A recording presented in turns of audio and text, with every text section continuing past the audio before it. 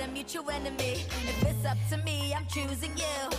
Up in the sky, we'll never lose. Lock and unload, we precise. I will take your advice. Got this energy up, we will take home the prize. So come get it, play this game. Showing all your skills, bang bang. Let's raise the bar, ready to start, we'll never stop. Together we're off the charts. No doubt we will get that. Roll out, never sit back, sit back. Let's raise the bar, ready to start, we'll never stop. Together we're off the charts. Yeah, I bet you will show them all your skills. Dive into your reality. Yeah, we can shape our own fantasy. Do it all, no adversity. Set the tone like it's set in stone. Dive into your reality. Yeah, we can shape our own fantasy. Do it all, no adversity. Set the tone like it's set in stone. Set it in stone. Bang bang we win. Set it in stone. Bang bang we win. No matter what we will weather, Any storm when we're together, we can always aim for more. Yeah, it's that bang bang we love for you.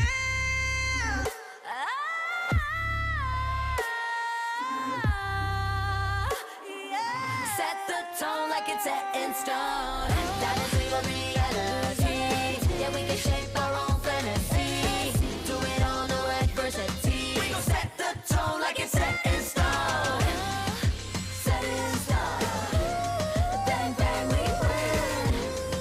Set it in stone. Set the tone like it's set in stone.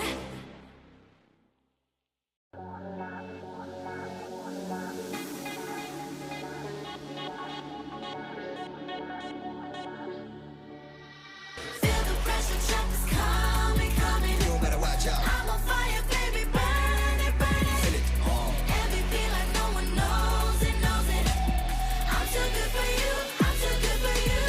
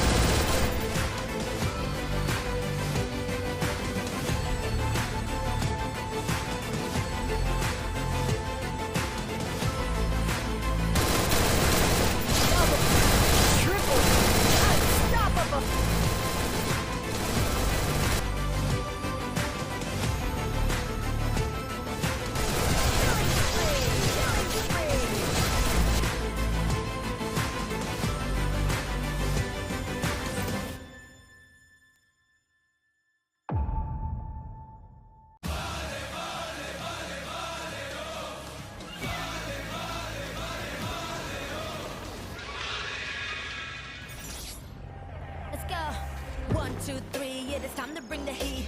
We compete, got a mutual enemy. If it's up to me, I'm choosing you.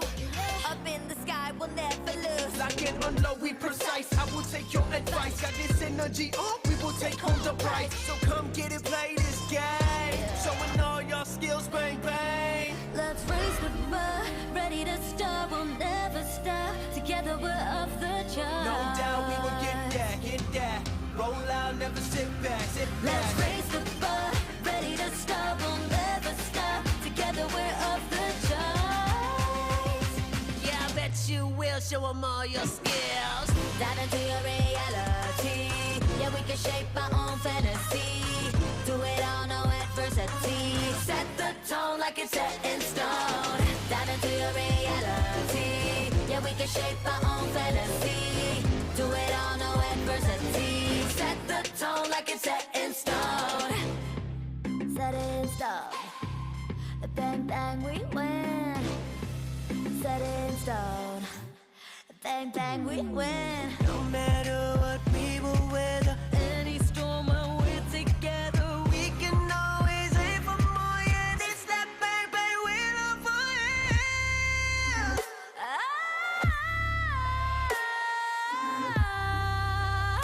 yeah. Set the tone like it's set in stone. Dive into your reality. Yeah, we can shape our own fantasy. Do it all, no adversity. We gon' set the tone like it's set in stone.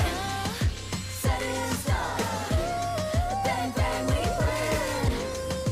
Set in stone. Set the tone like it's set in stone.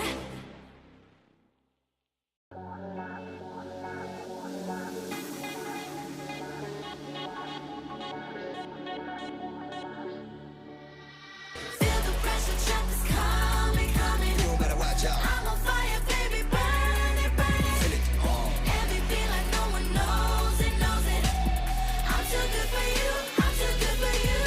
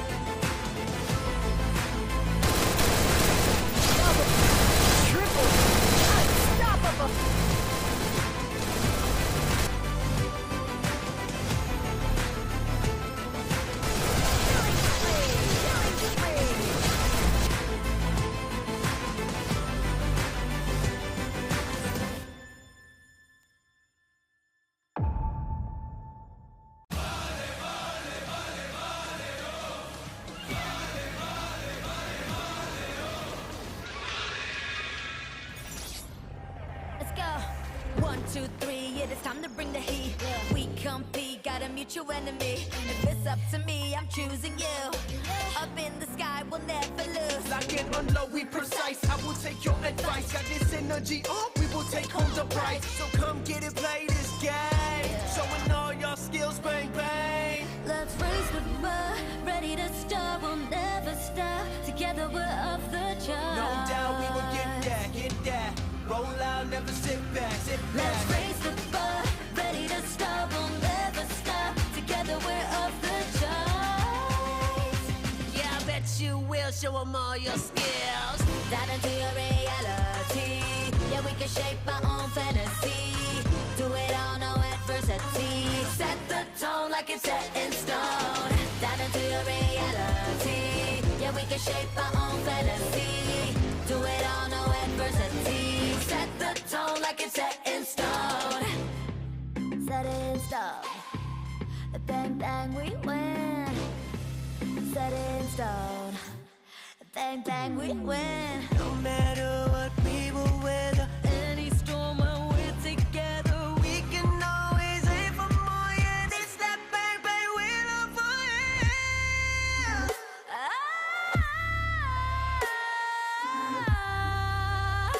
yeah. Set the tone like it's set in stone. Dive into your reality. Yeah, we can shape our own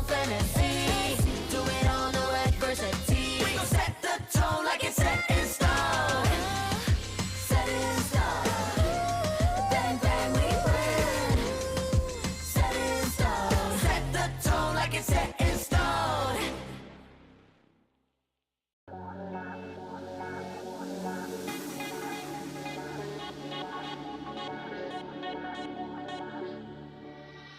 Feel the pressure, trap is coming, coming. You better watch out. I'm on fire, baby, burn it, burn it. Feel it.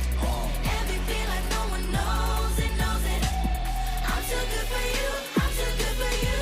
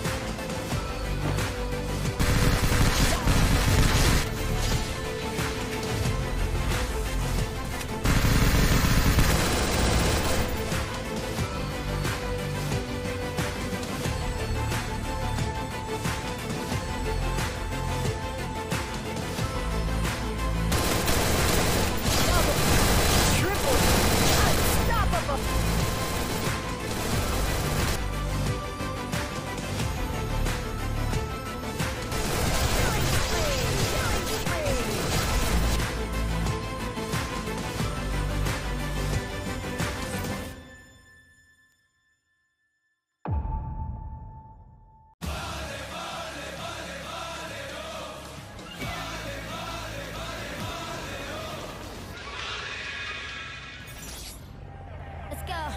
1, 2, 3, yeah, it's time to bring the heat. We compete, got a mutual enemy. If it's up to me, I'm choosing you. Up in the sky, we'll never lose. Lock and unload, we precise. I will take your advice. Got this energy, we will take home the prize. So come get it, play this game. Showing all your skills, bang, bang. Let's raise the bar, ready to start, we'll never stop. Together we're off the charts. No doubt we will get that, get that. Roll out, never sit back, sit back. Let's raise the bar, ready to start, we'll never stop. Together we're off the charts. Yeah, I bet you will show them all your skills.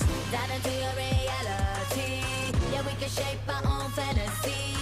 Do it all, no adversity. Set the tone like it's set in stone. Dive into your reality. Yeah, we can shape our own fantasy. Do it all, no adversity. Set the tone like it's set in stone. Set it in stone. Bang, bang, we win. Set it in stone.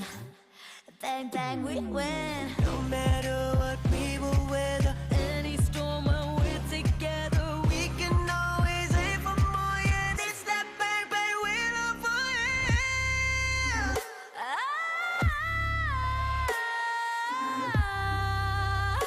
yeah. Set the tone like it's set in stone. Dive into your reality. Yeah, we can shape our own fantasy. Do it all, no adversity. We gon' set the tone like it's set in stone. Set it in stone.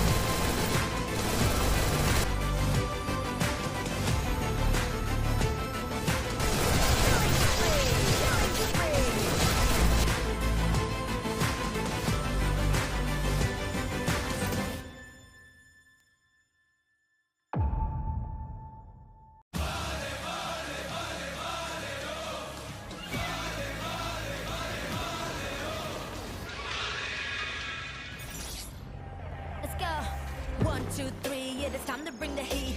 We compete, got a mutual enemy. If it's up to me, I'm choosing you. Up in the sky, we'll never lose. Lock and unload, we precise. I will take your advice. Got this energy up, we will take home the prize. So come get it, play this game. Showing all your skills, bang, bang. Let's raise the bar, ready to start, we'll never stop. Together we're off the charts. No doubt we will get that. Roll out, never sit back, sit back. Let's raise the bar, ready to start, we'll never stop. Together we're off the charts. Yeah, I bet you will show them all your skills. Dive into your reality. Yeah, we can shape our own fantasy. Do it all, no adversity. Set the tone like it's set in stone. Dive into your reality. Yeah, we can shape our own fantasy. Do it all, no adversity. Set the tone like it's set in stone. Set in stone. Bang, bang, we win. Set in stone. Bang, bang, we win. No matter what, we will weather Any storm when we're together, we can always aim for more. Yeah, this that bang, bang, we're on fire.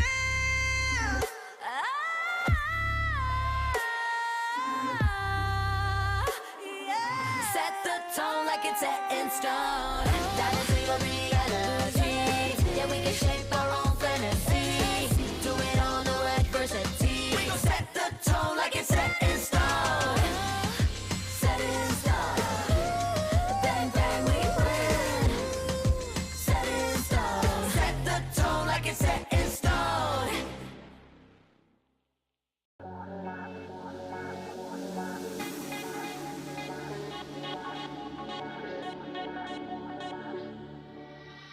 Feel the pressure, jump is coming, coming. You better watch out. I'm on fire, baby, burn it, burn it. Feel it.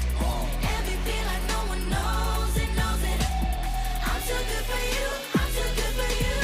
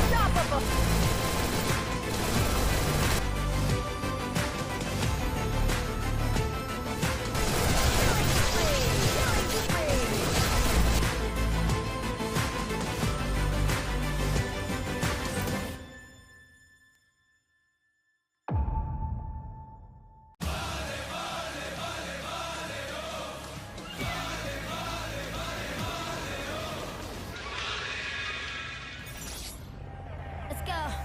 1, 2, 3, yeah, it's time to bring the heat. We compete, got a mutual enemy. If it's up to me, I'm choosing you.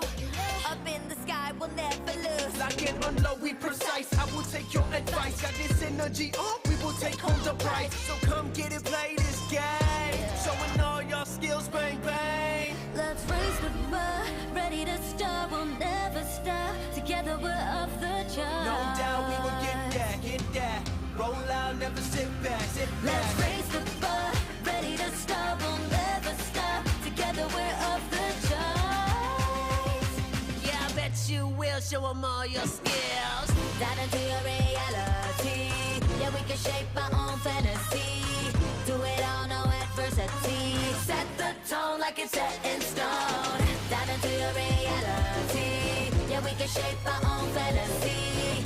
Do it all, no adversity. Set the tone like it's set in stone.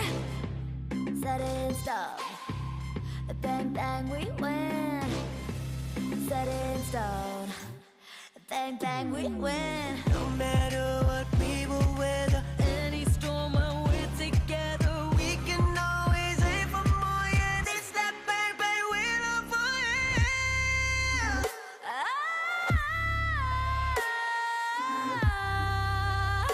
yeah. Set the tone like it's set in stone.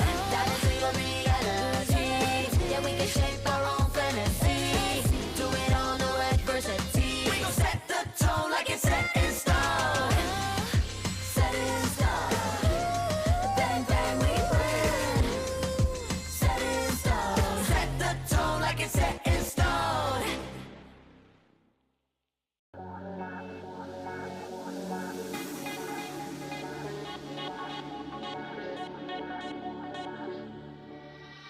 Feel the pressure, trap is coming, coming. You better watch out. I'm on fire, baby, burn it, burn it. Feel it all. Heavy feel like no one knows it, knows it. I'm too good for you, I'm too good for you.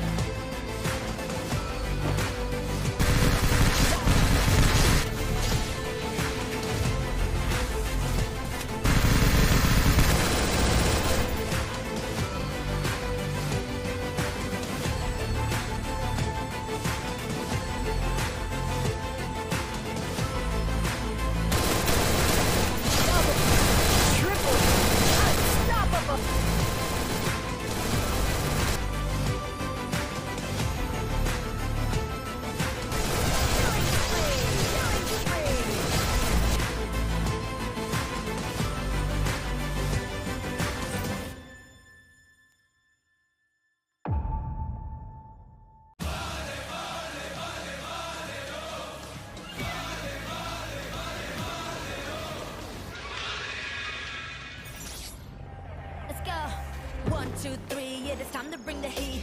We compete, got a mutual enemy. If it's up to me, I'm choosing you.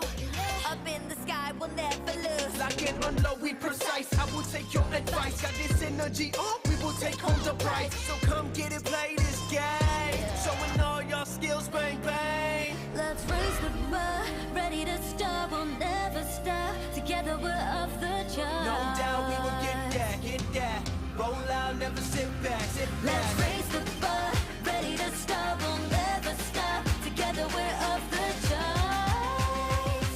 Yeah, I bet you will show them all your skills. Dive into your reality. Yeah, we can shape our own fantasy. Do it all, no adversity. Set the tone like it's set in stone. Dive into your reality. Yeah, we can shape our own fantasy.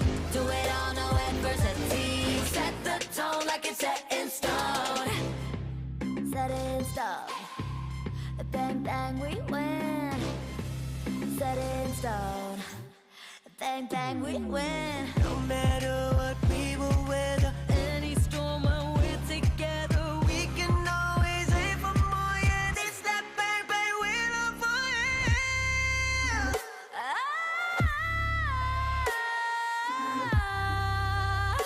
yeah. Set the tone like it's set in stone. Dive into your reality. can shape our own fantasy. Do it all, no adversity. We gon' set the tone like it's set in stone. Set in stone. Bang, bang, we win. Set in stone. Set the tone like it's set in stone.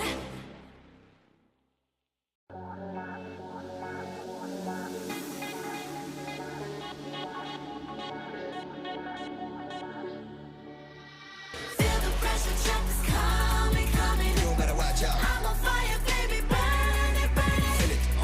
MVP like no one knows it, knows it. I'm too good for you, I'm too good for you.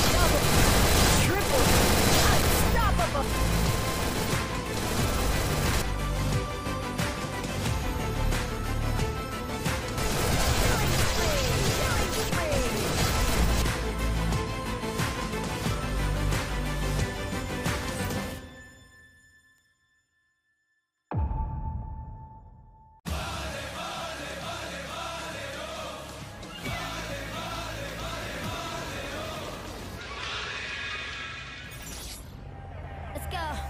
1, 2, 3, yeah, it's time to bring the heat. We compete, got a mutual enemy. If it's up to me, I'm choosing you. Up in the sky, we'll never lose. Lock and unload, we precise. I will take your advice. Got this energy, we will take home the prize. So come get it, play this game. Showing all your skills, bang, bang. Let's raise the bar, ready to start, we'll never stop. Together we're off the charts. No doubt we will get that, get that. Roll out, never sit back, sit back. Let's raise the bar, ready to start, we'll never stop. Together we're off the charts. Yeah, I bet you will show 'em all your skills. Dive into your reality. Yeah, we can shape our own fantasy. Do it all, no adversity. Set the tone like it's set in stone. Dive into your reality. Yeah, we can shape our own fantasy. Do it all, no adversity. Set the tone like it's set in stone. Set in stone. Bang, bang, we win. Set in stone. Bang, bang, we win. No matter what we will weather, Any storm when we're together, we can always aim for more. Yeah, this that bang, bang, we're on fire.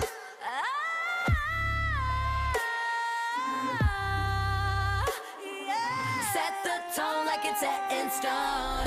Dive into your reality. Yeah, we can shape our own fantasy. Do it all, no adversity. we gon' set the tone like it's set in stone. Set in stone. Bang, bang, we win. Set in stone. Set the tone like it's set in stone.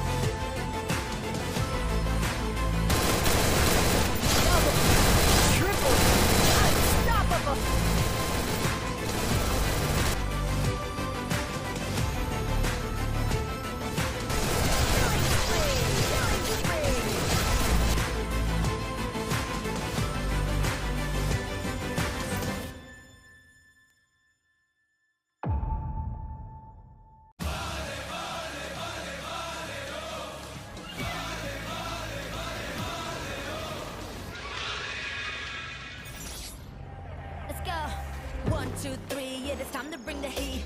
We compete, got a mutual enemy. If it's up to me, I'm choosing you.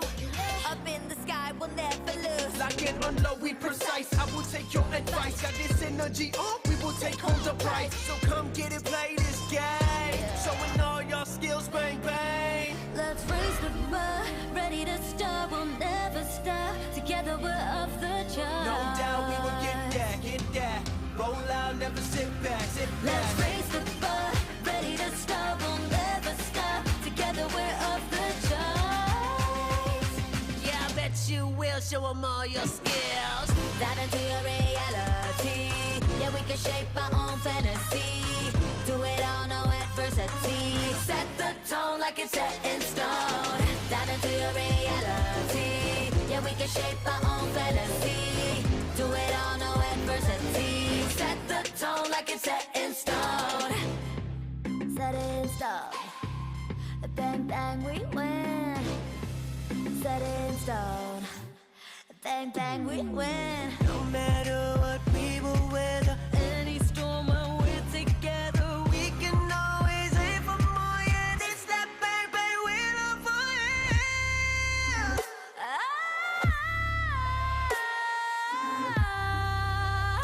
Yeah. Set the tone like it's set in stone. Dive into your reality. Yeah, we can shape our own fantasy. Do it all, no adversity. We gon' set the tone like it's set in stone. Set in stone. Bang, bang, we win. Set in stone.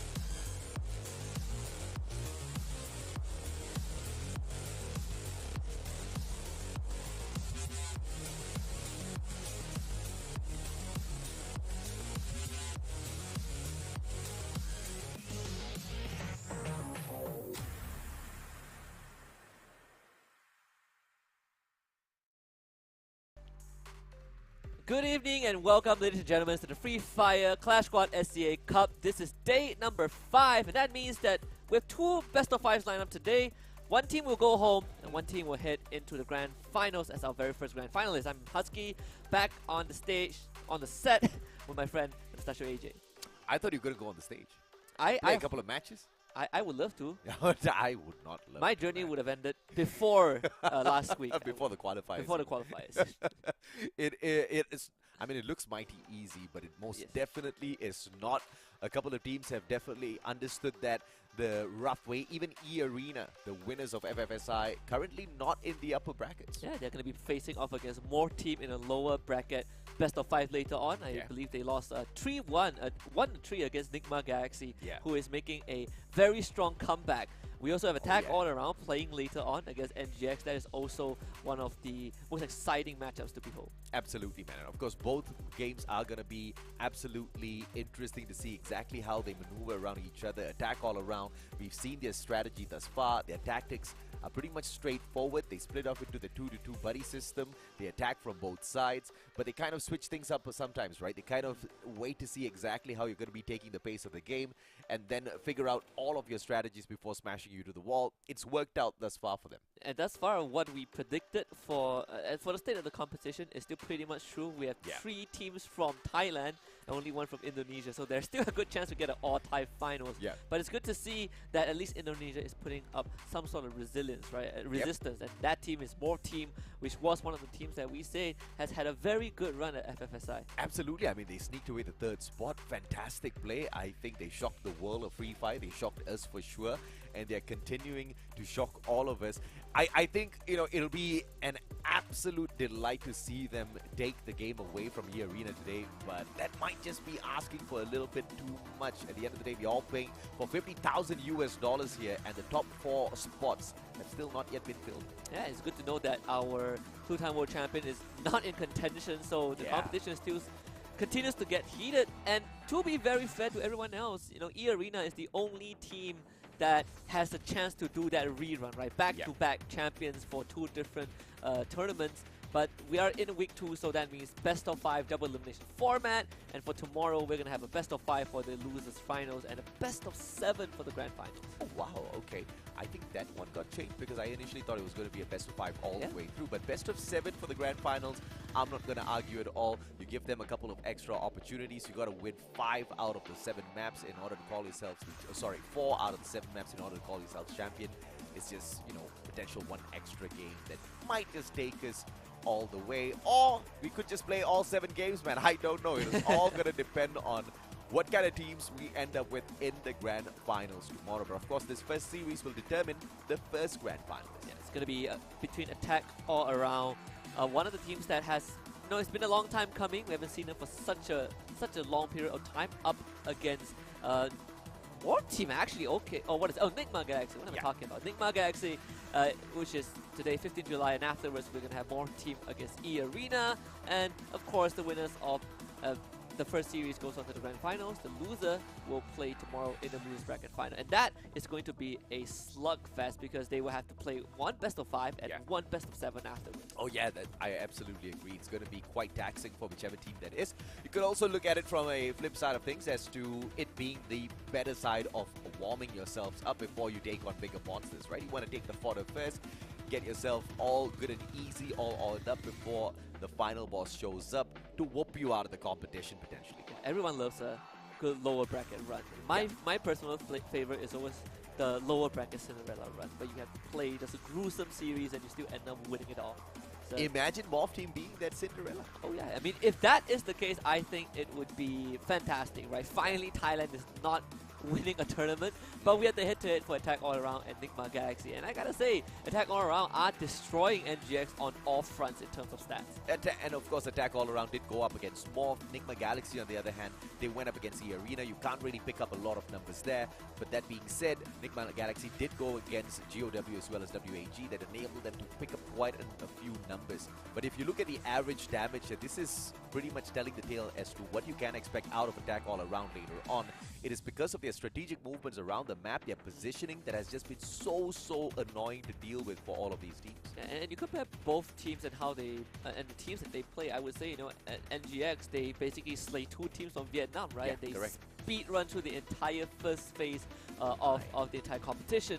But when we look at the head-to-head, we're looking at Poongod and Stop. At this one, it's a bit of a closer contest, right? Both of them have shown that they are really proficient when it comes to getting that those eliminations, especially from that long range. But in this case, Poongod, it does have slightly better numbers in terms of knockdown. Yeah, slightly better numbers in terms of knockdown. The damage, you know, is quite a lot as well. 7,000 more damage than what Stop has been able to put out thus far. But you have to admire the way Stop plays around these games, right? He is one of the fundamental reasons as to why Nigma Galaxy is pretty much here right now instead of E Arena. He was the absolute key in order to take them down yesterday. Well, for me, the one team that I want to see, well, not the one team, the one player I want to see show up today is definitely going to be Keroro from Attack All Around. This guy showed up in a competition, first series of last week, and completely demolished his opponents with some pretty insane plays, right? Running the Orion in the loadout and also playing that sniper role. And, you know, maybe today he's going to be that, you know, that deadly sniper again. He most definitely will be looking to do that. Jump's gonna be super annoying as the rusher for the squad as well. Walking in with the Tatsuya, we've seen this work so well in their favor. All 4 players running the Kelly, that gives you the extra boost in speed, and with Tatsuya layered over that, it gives him, you know, just the enough mobility to sneak around his opponents, right? You've got J-Beeps as well as Andrew there to beef him up in terms of armor, so he's gonna be pretty much unstoppable. But, you know, you want to compare him against Stop himself, it's gonna be pretty annoying to deal with this guy. He's got the Awakened Arlok alongside Luna and Kelly, so he's got healing ability, he's got that extra buff in terms of defense from Andrew, and the speed buffs from Luna and Kelly. Yeah, gotta go fast. I believe yeah. that's the motto of Stop. And I think NGX was also the first team that brought out the Awakened Arlok in this tournament, right? You know, on top of that, you have Caramel, you have Dew, you have Phil God. Today is going to be the battle between Dew and Keroro. And I would say, you know, so far Keroro has been one-upping a lot of those sniper players in this tournament. I think Dew is probably going to be the guy that has the best chance to go up against him. I was banking on Dew yesterday as well, but unfortunately he was just having such a terrible day sniping. Caramel stepped up for the team. He picked up that sniper alongside Dew as well, and he was whooping the opponents into shape. I mean, I almost didn't miss Dew at all yesterday. This was a team that, alongside E-Arena, last week on day 2, they were, you know, flashing that 2-0 sign on screen. They were bulldozing through the competition. He got on his face. Yeah, what is that? That's war paint. This guy is ready. He is ready to cause something. It's baby powder. Baby. He's got baby powder on his face. These boys are having fun. That's important. So I think that if you in the ancient tribes, they say that if you put war paint, it signifies like power before you go into a battle, right? Like certain symbols. I don't know what that means, but I assume it gives him more fragging potential. But you can see, you know, NGX are a bit more tight knit. They're sitting closer to each other. Maybe that's the hidden secret to play better in the game. I have no idea why are they so close to each other, but you know, whatever rocks their boat, I'm absolutely fine with that as long as we get a fantastic match in a little bit. Let's talk a little bit about statistics here. Nigma Galaxy really shining thus far on Nextera. 4 maps played, 100% win rate on Nextera. Nobody has been able to shake them thus far. Yeah, and all the games that they play have been pretty fast Nextera map also, right? Like no team has came close to beating them on Nextera, and I think a big part of that was how they manipulate all these long-range fights. The Nextera is a very weird map. When it comes to Clash Squad, you have transparent glass panels, you have moving conveyor belts, you have teleporters, and NGX... Gravity going missing. Gravity, yeah, that as well. And NGX is one of the few teams that is really proficient in playing in these odd circumstances. Yeah, absolutely. I have no doubt whatsoever that Nigma Galaxy can get it done on Nextera, but if you look at their statistics on Bermuda, on the other hand, that's exactly where it suffers a tad bit. They have lost 1 match thus far, and that was against E-Arena yesterday. Attack all around, on the other hand, I have got a slightly better statistic on Bermuda, and 83% win rate. But is that going to be a factor in this match that is about to kick off? Game number 1, series number 1 of the day. Loser does not go home just yet. They only drop down into the lower brackets. Winner, they are your first grand finalist. Statistically speaking, there's a huge chance this goes the distance in all 5 games, and the last match is going to be a Bermuda, and it will be a coin flip, right? Because Attack All Around, not 100% winner of Bermuda, but you know, if Nextera is 100% for NGX, I think we're going to have a very, very good series ahead. Let's see if or not this one is a dragged out series, whether it uses up all 5 available games, or will it end with a shocking 3-0? I don't think so, but of course, it would be shocking though. Anything could happen out there. Both teams going to be rushing for the control on that higher ground. No grenades to use as it is round number 1. And you instantly see the Tatsuya getting used, getting into position very quickly, and has been a highly contested point when you play on this specific area of the map. You want to get control of this factory, so you have all these large areas that can kind of serve as a choke point. So Nigma Galaxy might have to funnel through this. Ice grenade will push them out of the defenses. Voki, what a flank around from the right. Manages to catch one, jump straight on in. But Caramel slices him down into shape. Dew, the final player for the side of Nigma Galaxy, and it looks like he's not going to be making it through this one. Boon God, though, tries to get the last one. NGX did not stand a chance again, you take control of that factory, that warehouse, it gives you so much room to work with. I think it's very tough to just funnel in NGX. Ideally, you want to overwhelm whoever's in that warehouse, but we saw, you know, Fugard being the first, Jump being the first one to reach there with the Tatsuya, and just like that, he anchors down the area and gives Attack All Around a very quick pistol. And you see both teams basically buying out, right? Everyone having a set of double revolvers. Let's see how the setup goes through for them this time round. Jump's gonna lead the fray. Kororo with a long flank around the left-hand side. Dew, grenade in hand.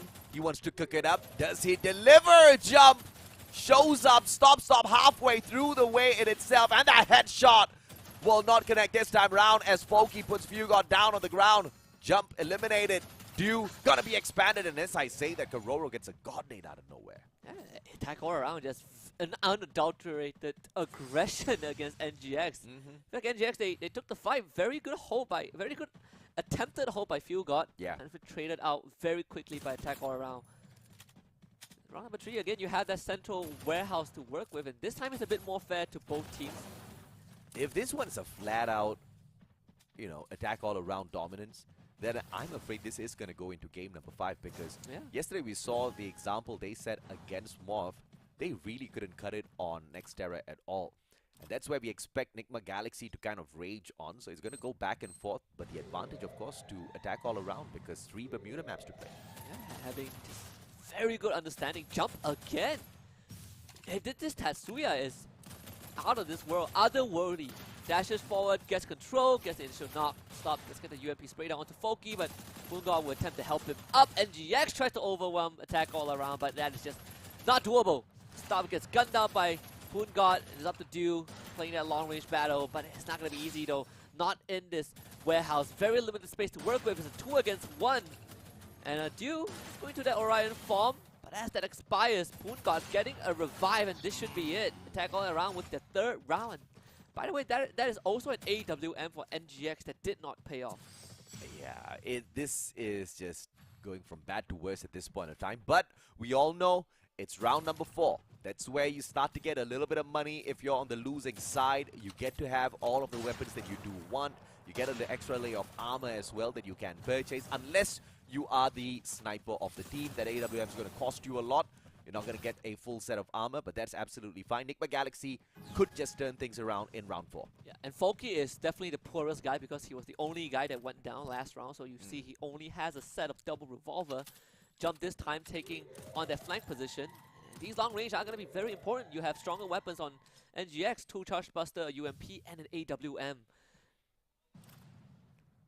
Both teams on a stalemate. Circle's always going to change that in Clash Squad. You can't really hold out for too long. But you want to get those initial tags so that the Dreki can kick in as well, giving away your positional information. Dew now trying to reposition. Does a fantastic job. Hopping from balcony to roof. Looking for a player from the side of Attack All Around. And Kororo might just be the answer to his aggression. Yeah, big missed opportunity, right? Trying to shoot at Kororo after being patient for such a long time and didn't land the shot. So now Kororo has very good intel of where this sniper on the side of NGX might be. Attack All Around this time taking it very slow. You know that they do have overall weaker weapons. 2 AWMs though for Poongard and Kororo, just trying to fish for some knocks on the side of NGX. They know where Stop is. Took away a big chunk of that health, but Kororo follows up. Stop ends up getting dropped, and that's it. Attack All Around now having the man advantage. Fugard needs to support his friend Dew right now, who goes into the Orion form, jumps somehow, makes it out with his life, a sliver of health to work with. Backup coming through, but Dew gets the point blank shot onto Jump to equalize the playing field. Kororo now from the back. Foki joins him with the attack as well, and it will be a double. Fugard just could not keep that away from taking him out of the equation. Nigma Galaxy once again bite the dust. Attack All Around, I do not know what they did to pump themselves up, but they were ready for this game. Yeah, the double revolver as well, and I think Foki, big save, has the decreased revival time, so just brings Jump back up. And again, right, he was the poorest guy because he went down in round 3, but double revolver, I guess it worked out against an AWM. You just win in terms of just fire rate. Dew misses his shot, and that was Foki's opportunity, and now the economy is starting to really build up for Attack All Around. Foki's just a little annoying as well to deal with. continuously moving, not making it easy for the sniper to hit him. Takes the opportunity with the double revolver. Very quick fingers for sure.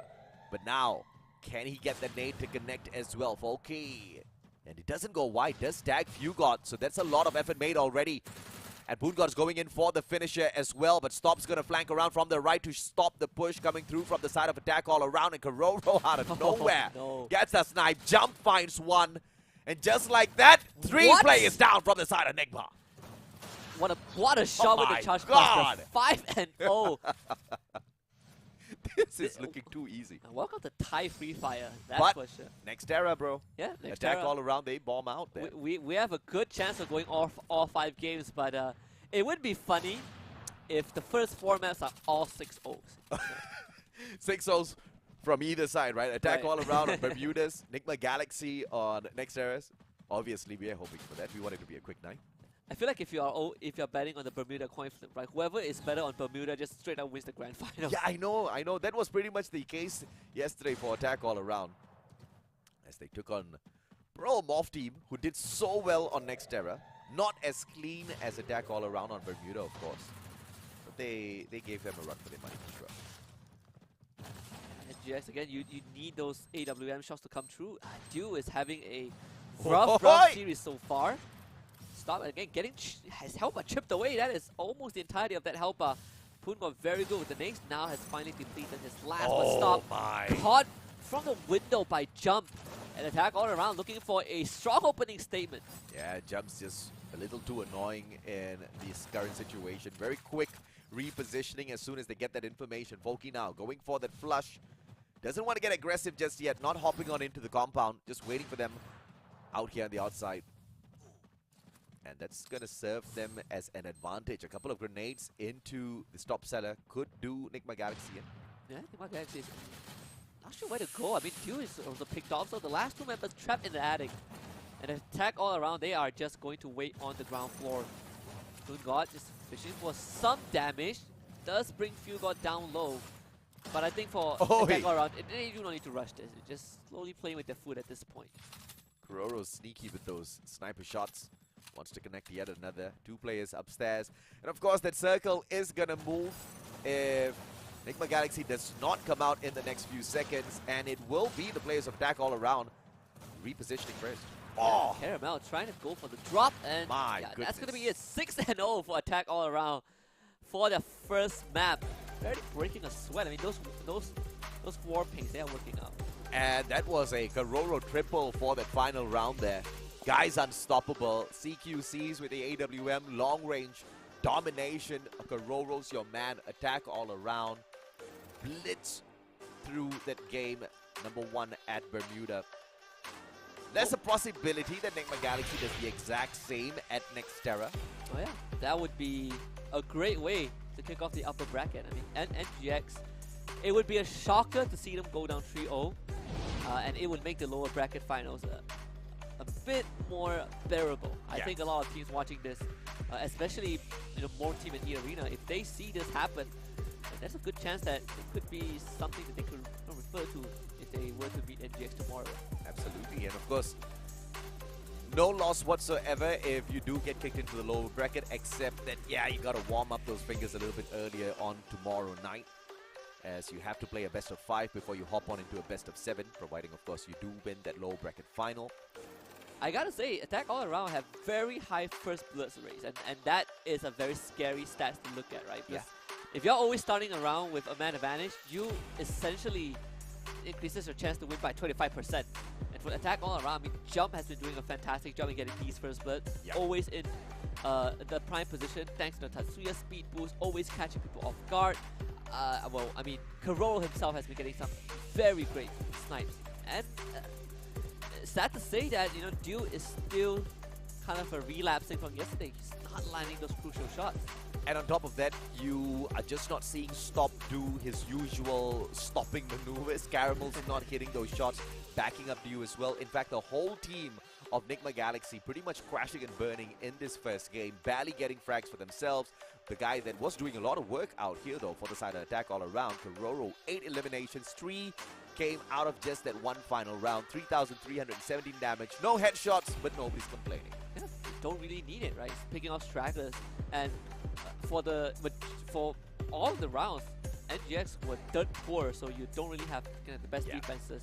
Kiro not even bothered by this. At one point, he was even in the front line with that Orion, where he didn't really need to do that, but you know what, for attack all around, they were already in the lead, so why not? Yeah, absolutely right. I think it was just a easy, chill round coming through for attack all around. They did, like you said, they didn't even break a sweat. They don't look stressed at all. No.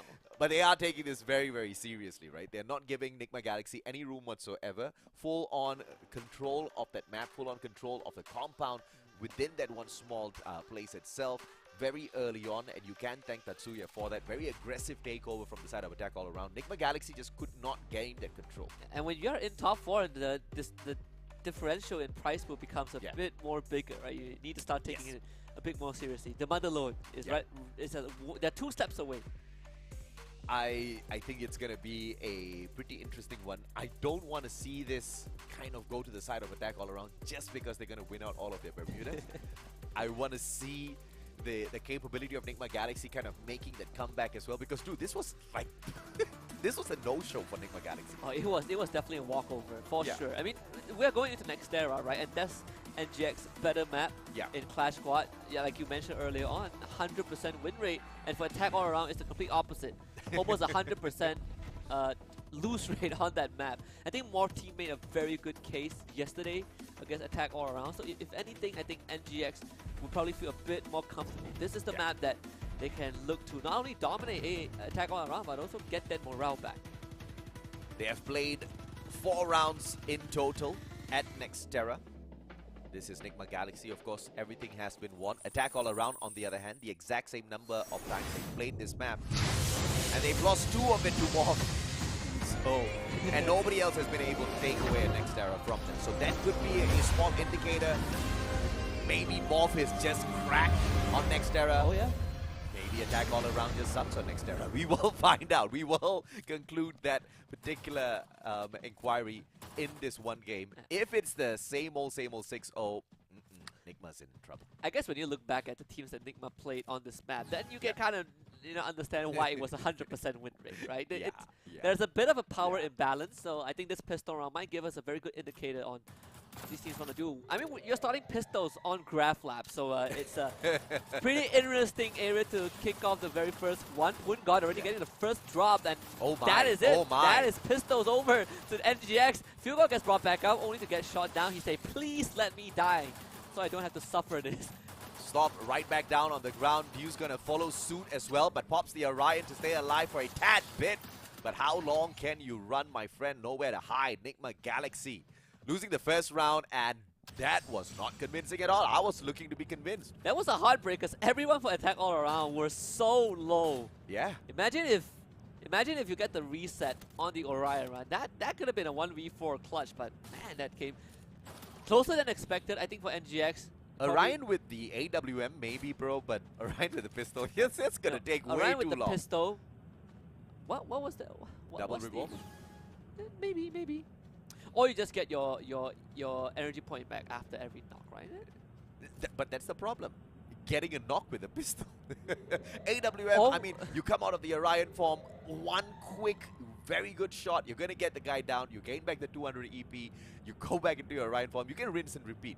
With a pistol, you're like I mean, all with the Orion, right? Because everyone was within range of getting down by the siphon. Or maybe a good grenade before you pop into the Orion. But maybe. Yeah, that's round 1. Not gonna get a grenade. I saw 2 double charge buster for attack all around. There it is. Funky and jump.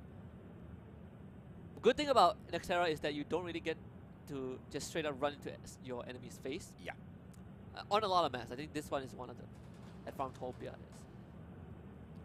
40-ish seconds for the circle to fully close on in. Then we'll have about 10 seconds of battle time, but I don't think they want to wait that long. I think they're waiting for the situation to get a little dire first before they go in for that final flush. And of course, the advantage to the side of attack all around with the 2 SMGs on their side. Bisons! And a good nade tossed in by Fugon. Poki's going to meet him halfway, put him down on the ground. Jump finds stop in the meantime as well. Nigma Galaxy losing 2 key players. Make that 3, make that 4 as Jump hops around and shows them who's boss. And this all happened because Jump, again using the Tatsuya, he got into a position very, very quickly. Not really sure if NGX knew about that, but once he got the kill on Stop, I believe that round has already ended. Jump so proficient in finding these advantageous points. And you gotta love Kororo's patience. He's not bothering to rush for the sniper. He's not gonna force a buy. He respects Nigma Galaxy. He knows that he needs to be tanky, and he's gonna leave the heavy duty lifting to the rest of his members, and he's just gonna walk out with a pistol. Foki's gonna get tagged up. No knock coming on through just yet. A good attempt by Nigma Galaxy as they try to wrap around the right-hand side. Yeah, Dew basically blew his armor apart, so it's not gonna be good for if you are Foki. Look at that. I mean, NGX, only 2 of them having armor. Right, one of them is Fugod, and he was tagged by the AWM very early on. Karama and Dew have absolutely nothing. Stop is healing up slowly, which means that Dreki is going to reveal his position immediately, and that's going to be bad. If Stop is targeted from the very get-go and is taken out of the equation, Nigma Galaxy's chances of winning dwindles down to just 50%. Yeah, Foki getting tagged down now. They need to flush him out as fast as possible. Jump is going to have his back. Oh, Foki wow. escaping with a slither of health, but Fugod was able to catch him with the Bison. Very well done. Finally, NGX showing some resistance. Keroro also dropped low. Jump looking for a flank, but NGX, they're going to try and swarm attack all around with just pure numbers. Fugod around the corner, Jump sees him. There's also a jump spot as well. Attack all around. Pungod, good crossfire to get Fugod. Caramel drops as well. Pungod finding a double as Keroro hops into that Orion form. It's going to be a 2 versus 2. Dew finishing the kill. Keroro gets knocked. It's Pungod led to his own devices. Pungod, final player, what can he do? Dew's already got that angle with the AWM, has to stop for a tad bit to recover. Dew finds Keroro. Pungod, Bison, can he get it? Answers no. Goes down. First round now for Nigma Galaxy. Yeah, first round after 9 rounds. So NGX finally finding a bit of that solution, right? Just using numbers over attack all around. Quite scary though. There was attack all around. Very aware of holding those crossfire angles. Pungod could have been a hero, but Dew coming alive and landing 2 crucial snipes was what allowed NGX to get that 3rd round finally. Let's see, how does Nigma Galaxy execute that once again? Kororo this time, that patience has paid off. The AWM makes its appearance. Fugod in a lot of trouble, circles around with the Bison. Kororo holding on an off angle. Might just be able to catch him off guard here. Stop pushing pretty much towards that halfway point. Waiting in line with that Bison. Needs a little bit of backup, but the backup is one step too far away. Kororo's not going to find that angle, and disadvantage now to Nigma Galaxy with map control. Yeah, it's in a very, very open, very, very isolated position also. Attack all around. Once more playing the patient game. Not really too bothered about going for the rush. It's good prompt Nigma Galaxy to kind of get adventurous and give attack all around that opportunity. I mean, NGX overall, they are just trying to fish for some movements from attack all around. You see Pungod going on an exploration. Might have seen Stop though from the edge of that screen. NGX holding kind of the crucial spots on that high ground. How are they going to find this attack? The circle squeezing them all in finally. It's going to be a glue wall melter courtesy of Dew first. Let's see what it connects with. Jump finds him already, tags him up. Fugod going to be in a lot of trouble. Here comes Pungod with the rush. Clicks with nothing. The A124 has been popped. No answers from the side of Nigma Galaxy. They all back away to play the defense. Stop shows up. Pungod, without recovering, steps on up and gets punished. Nigma Galaxy has to take this round now. Yeah, very, very well played from NGX. Whoever threw that nade to chip up Pungod's health basically saved the round, because Pungod was about to go in for a rush and take out a few members of NGX, but they were able to slow it down and with just pure patience take out attack all around. And we're starting to see some cracks in attack all around on Nextera. Closer match overall. I mean, it's 2-2. NGX starting to warm up a little bit. The economy also building up for them. You can see all the Bisons and the AWM. Double Bisons for Stop. I mean, for the sake of Nigma Galaxy, attack all around needs to be nerfed in Nextera for sure. So it's great that Nigma's getting these initial pushes. Dew with a great position already, but Jump gets dropped. Stop's gonna be attacked as well. Fugod backing him up. Due from the right-hand side. Attack all around. They've been surrounded already. One good grenade, and Fugod does catch Foki off guard. Boongod with the trade, but that's not gonna help them up much at all. And they're finally punishing Jump as well for his aggression. As he dashed straight into 2 members of NGX, and there was no way he wins that. Due getting information on where Kororo is. It's a 1v4 situation for Kororo himself. This round pretty much done and dusted. Spotted right out in the open, NGX. They can easily clean this up. And finally taking the lead in this match. Absolutely, and of course, high time. That is the case for the side of Nigma Galaxy. A 4v1 Kororo, he's great, but there's no way he's gonna save this. The game of numbers overwhelms him as Nigma Galaxy, like you said, takes the lead for the first time. Attack all around, off to a great start, but it was not something they could sustain. It's I mean, such recovery from NGX, honestly. See double AWF for Dew. There are 3 AWMs for NGX. Already some 3 different members. And for once, attack all around, put on the back foot, and look at them. There's no money at all, and NGX are very, very rich. Kororo gonna hold the back lines once again. I'm not a big fan of that position, but he wants to make sure nobody uses that portal to get the backstab. Jump, slowly moving forward. Dew is spotted out already. Kororo trying to get him out of the equation, but he exposes himself as well at the same time, so that's a disadvantage. Jump shows up in the nick of time alongside Boongod for a timely attack, and that's going to be slowed down. Yeah, Kororo losing half his health bar also. So it's going to take one of that medkit away. Attack all around. Getting stifled just a little bit by NGX. Caramel also running around the corner. Jump spots him out, and this is going to be important. Jump needs to somehow fish a kill before NGX corrals them. You can see attack all around. They are coming in numbers. Caramel out in the open. The Bison Spray can't get the kill as Caramel was able to sprint away with the Awakened Alloc. Foki having a rough time. Fugard getting a good knock. Dew also sniping Foki from afar, and that's 2 of attack all around members. One mistake by Foki. He jumps up into the air, instant snipe right down, and attack all around. Gonna bite the dust yet again. Jump as the final player. Can he find the clutch out of nowhere? He does have the AWM, has got the Bison as well. He switches around. It's gonna be Jump turning tails. Fugard on the other side gets knocked down by a headshot. Jump still alive for 1v2. That's about it. And NGX starting to land all these crucial shots. Both Dew and Stop. 5 kills each. This long range is so hard to break through, and attack all around. They don't really have much left in the tank. Then you look at NGX, look at them. Way too rich to comprehend. Attack all around, honestly, right now they are definitely not only strapped for cash, but they're struggling to find openings to run into NGX. They've got so much of money they can burn some and still be rich. Yeah.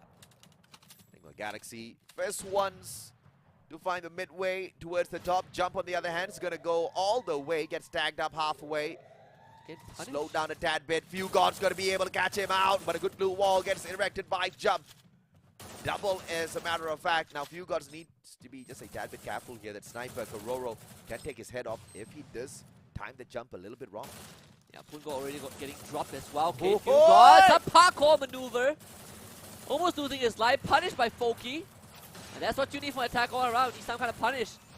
As the Fugard to pick back up, and Caramel ends up getting dropped instead, but Jump also traded out. So still a win for NGX. As Foki is dropping low, wins the fight against Fugard. Kororo ambushed by Star from behind. Is Foki left all alone in a 1 versus 2? Foki stuck in a very tight corner. Glue wall melter goes wide, but the second connects perfectly. Stop just needs to be a little bit patient. Foki exposed, but runs away in the nick of time. Breaks the glue wall right behind him. Up will not connect, and Stop will have to pull out the Bison for the finisher. Yeah, lovely stuff from NGX. And attack all around once more. Due to the fact that they don't have as much money as NGX. Quickly ran dry. And NGX have, with what, double AWM, just made life so difficult for attack all around in these fights. I mean, if you are attack all around, you are looking to not only get a pick up, but you want to clean up the fight as much as possible, as fast as possible, before NGX gets into position. Let's see if Nigma Galaxy can bring the game number 2 to an end here. It's going to be a similar setup. A quick rush to the top. Stop. Halting halfway. Jump on the other hand. On a mad rush up to the top. He's got to waste a couple of glue walls to make sure he is in a safe position.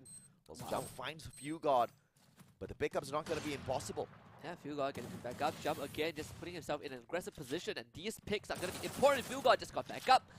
Great reaction with the glue wall to keep himself safe. Attack all around. Forced to slow down just a little bit. A lifeline from NGX.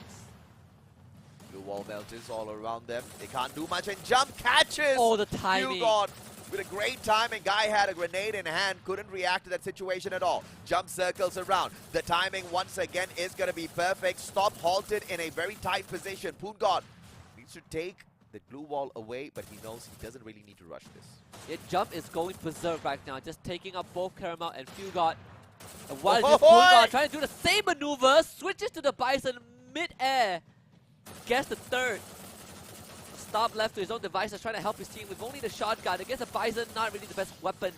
And attack all around, staying alive in Xterra. Great play out of Attack All Around. And it's great that they had the exact same compound twice. Back to back, the second time round, they could figure out exactly what Nigma Galaxy's setup was going to be like. And they managed to stop Jump. But not Kororo as well as Poongod, who managed to swing around from the back. But Jump has been pretty much keeping Attack All Around alive. Nigma Galaxy needs to find a solution for him first. Let's see exactly how they use the teleporters this time. You already see that stop at Fugard. They're going to show up. But it puts them in a position where they can get pincered. Two members of NGX stop just by a little bit. They're doing the best, hitting up as fast as possible. Poongod smells something in the air.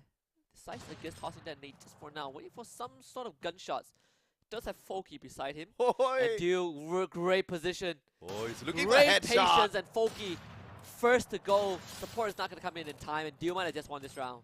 Amazing flank around from Dew, and he pretty much puts the team of Nigma in such a great position, but Kororo goes in for the finisher. And look at that maneuver. Jumps straight onto the tires, jumps right back up, but puts Dew in a great position to take a snipe. Kororo down and out already. Attack All Around might have just been done and dusted in this second game. Two more players left, Poongod and Jump. Trying to barricade themselves, buy a little bit more time, but here comes the flush. Fugard, he's going to get dropped down low. Poongod ends up going down instead, and this Jump against the entire world. The rusher for the team, the hero that Attack All Around needs, but not in this round. NGX with a response 6-3 on Xterra, still keeping that 100% win rate. And we finally see a flash, a smile on each and every single one of those faces. Nigma Galaxy, like you said, 100% win rate. And that is going to be kept the exact same way. We anticipated Attack All Around to lose that next Terra. That's exactly what has happened. Now, if we swing back into a full-on momentum of Attack All Around, overtaking Nigma Galaxy at Bermuda, it's going to be a little disappointing for me because we're going to be able to predict exactly how this is going to finish. Oh yeah, but at least, you know, Attack All Around. Unlike NGX on Bermuda, they were able to show some resistance, right? Yeah. They got 3 rounds of NGX. They had, I think, 2 close ones overall. But it's very clear that NGX are a bit more comfortable on Xterra. They are landing more of their shots, and Attack All Around just got punished early on. I mean, Nigma Galaxy pretty much didn't show up for Bermuda. Their players could barely find a frag for themselves. They could barely position before they all got caught out. Attack All Around on the flip side of things at Bermuda. You saw the speed of getting into position. I mean, before the players of Nigma Galaxy could even find their spot, they were all getting knocked down one after the other already. Yeah, and NGX, they played, when we looked at Xterra, NGX won 5 rounds in a row. Yeah. Before finally closing it out after dropping 1 to Attack All Around. So you can say overall that NGX have a so much better performance, and there are also certain heroics, right? Jump winning the round for his team prior to the 5-3 scoreline, and then you have Dew, who basically won the entire set for his team because of this one flank. And this, of course, was the crazy final nail in the coffin that broke their positioning instantly. And with you finding that, which is so shocking, right? The guy could barely do anything from the previous game. But of course, we can shine the spotlight on Stop instead, who does manage to walk away with the most number of eliminations, 9 in total, through 5,261 damage. And it is his pet that allows the extra bit of information to flow from the side of attack all around to the players of Enigma Galaxy. I mean, we also wanted to see Dew kind of come back into the equation. Yeah. You know, he did a great job in recovering on Nextera. But I think this is just the beginning. We're going back to Bermuda next. That's where Attack All Around delivered a 6-0 scoreline to NGX. And if that happens again, I will actually be very, very shocked because there's just clear dominance in terms of maps, and that's not something I expected to see here at the Clash Squad C Cup.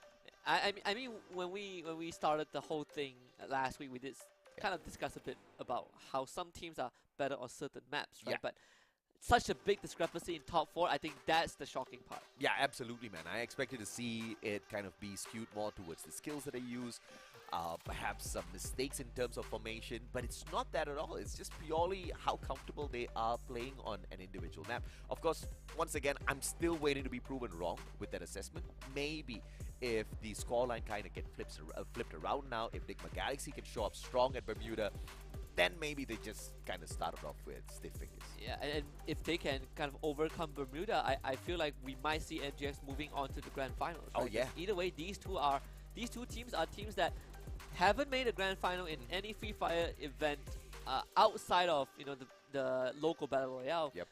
For a long time, right? You didn't see NGX or Attack All Around at FFSI. Yes. I know this is just Clash Squad, it's not your battle royale mode, but Yeah. in terms of the grand finals appearance, NGX last appearance was last year in Bangkok. Yeah. Attack All Around, that's more than a year ago. Yeah, absolutely, right? And you are looking at the 2nd seed out of Thailand versus the 4th seed. Attack All Around is the 4th seed. And, if history kind of gets recalled properly from yesterday, Enigma Galaxy lost the first game. Oh yeah? And then they won 3 in a row. We could be seeing a repeat of that. Enigma Galaxy, you cannot count them out just yet. They are feared for a good reason. Could be just the late bloomer effect, right? Oh, Some yeah. teams, they take some time to warm up their engine. When you look at Attack All Around, maybe it's time to apply that baby powder to the rest of the team. I see it on 2 of their members already. There's one on one is very obvious, looked like Yeah. white dimples. The other one was your tribal war paint. I'm stripe. sure you got talked into that. I'm It's pretty like, you sure. see, I told you it works. Yeah. Why are you not landing your shots? Give me Come some on, of that. put some baby powder on. Back to Bermuda for map number 3. If Attack All Around walks away with another 6-0, I think we are going to go to distance. Baby powder sometimes really does help. I mean, that's just the OG way, right? Because some tournaments, they ban out these finger sleeves. So if you've got sweaty fingers, you better be betting on your baby powder. Oh yeah, I have been using a lot because I've been going bouldering a lot, right? And we don't use baby powder, like we use chalk. So yeah, White chalk. for better grip. But if a lot of people find the same route, you have to run the chalk. The hold, I think they call it the hold, because then it gets slippery. But yeah, it also prevents your skin from coming off when you scrape yourself against the hole. It can get a bit rough, especially the fresh ones. Fair enough. Let's see if or not a couple of rocks scratch the players of Attack All Around in this showdown at Bermuda once again. We are counting down the clock at Clock Tower as Jump boosts himself straight into the compound, and he will come across Stop. Stop says no thank you. Kororo shows up as well. Jump on for the pursuit. It's a 2v2 up on top. NGX, they have to be ready to receive this hit because Attack All Around, they are just coming in full speed ahead. It's a 1-for-1 trade so far. Both of them getting picked back up again. Phil got the good knock onto Foki, looking for some finishes. Foki bleeding out and finally finished off, and suddenly it's Attack All Around finding themselves in a huge disadvantage. Kororo getting a sight down jump, finding Caramel outside, and suddenly it's going to be an even fight unless they find that kill. And it ends up Enigma Galaxy now putting themselves in a better position. Jump against 2 members of NGX. If Fugo gets picked back up, that's going to be 3. Poon God is not going to get saved. Jump has to pull up a miraculous play, but pistol rounds, I just don't see how that's going to happen. Yeah, Stop just runs Jump down, and NGX winning pistol. A way better start compared to last time. And also, the backup from NGX Oh yeah. So much more efficient compared to the first Bermuda map. The attack all around, try to overwhelm them with speed and number, but this time NGX were able to hold. I'm glad to see this is the case for game number 3. Enigma Galaxy showing that they can put up a fight on Bermuda, attack all around. Caught with a shocker there. Jump with the only one to walk away with an elimination. The rest of them all got picked right back up. And you gotta love seeing the rate of recovery from the side of Enigma Galaxy. They kept losing players, but as quickly as that, they kept getting them right back up on their feet. Yeah, you gotta love the adjustment from Enigma Galaxy for sure. Attack all around. I mean, they definitely have been neutered a little bit in terms of that aggression. They were, you know, full speed ahead, guns blazing on map 1. Map 2, NGX started to punish them a little bit, and right now you see attack all around. They are giving NGX the respect that they deserve. Both teams. Slow repositioning. Poongod alongside Kororo. Waiting for the information, and it will be a quick shot. Caramel due really low on that HP already, and they're going to go in for the flush. Caramel flanking around from the right-hand side as well. Can he grab Stop and put him out of this equation? Pokey's going to be in a lot of trouble, and Poongod out of nowhere saves the day. Yeah. Stop had a Bison. Lovely support from Poongod from behind, but now they're going to lose jump in return. NGX not letting attack all around walk away free with these kills, and Poongod not able to finish off Kororo thanks to Orion, but it doesn't matter. Poongod just spraying him down with Bison, attack all around, put in the bad spot. Foki, crucial knock for Foki, gets traded back by Poongod. It's going to be Poongod up against 2 members of NGX, making 3 as Dio gets picked back up. The same exact scenario. And that's it. That's the no-go here. He's got a pistol. Earlier, Foki was very lucky to be able to pick off that Bison off of his opponent's Stop. But he kind of wastes that out in the open. Doesn't even play for trades. He literally takes one down and instantly gets put out. Players on the side of Enigma Galaxy get picked right back up. Advantage to Enigma Galaxy. Given away by that sloppy play. Attack all around now, showing multiple signs of weakness. Yeah, NGX, maybe it's true, right? Maybe just dropping game 1 and afterwards they just completely demolish their opponents. 2-0, NGX. So it's going to be a tricky one. To watch out for Dew.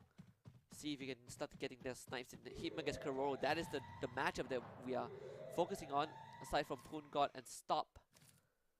And so far, I mean, NGX, they have been really finding a way to stop the aggression of Jump, especially. Oh, Kororo has been spotted out already. If he gets taken out of the equation, that's going to be advantage instantly to the side of Enigma Galaxy. Kororo, does he know where Dew is? It's all going to be shown based on where he scopes in. Of course, Poongod right in front of him.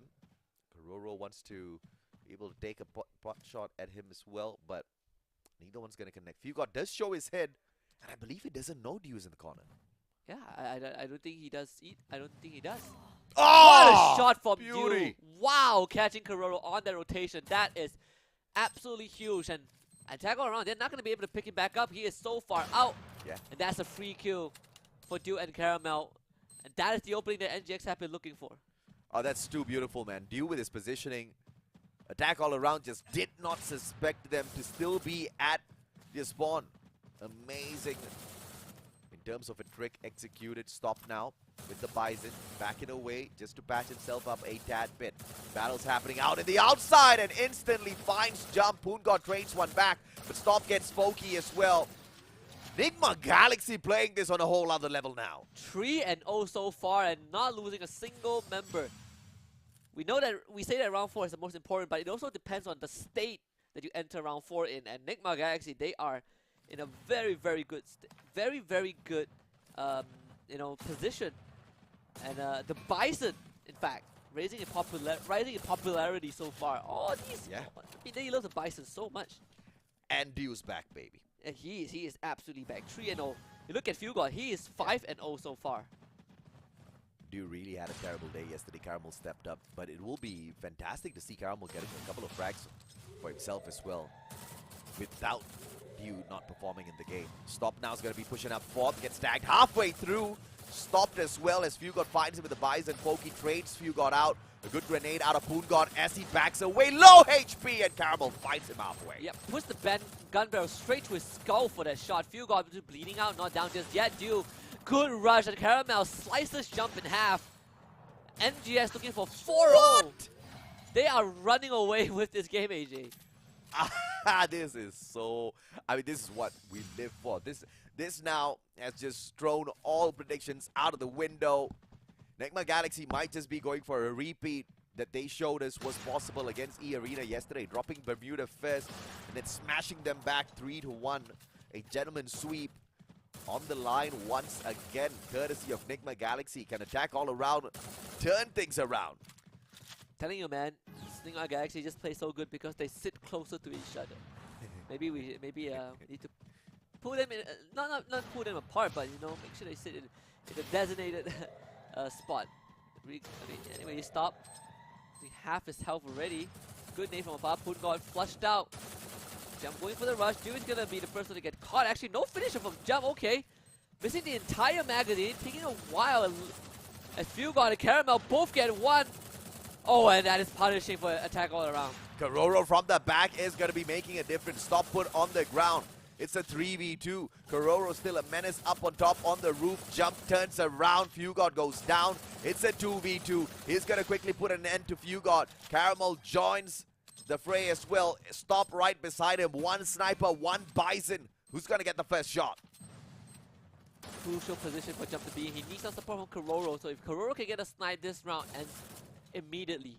But MGX, they're looking for a rush. Look at that, a sight in the hand of Caramel. Stop getting sniped by Kororo. That is exactly what you want if you attack all around. And Jump continue to put on pressure on the Caramel, and that's going to be it.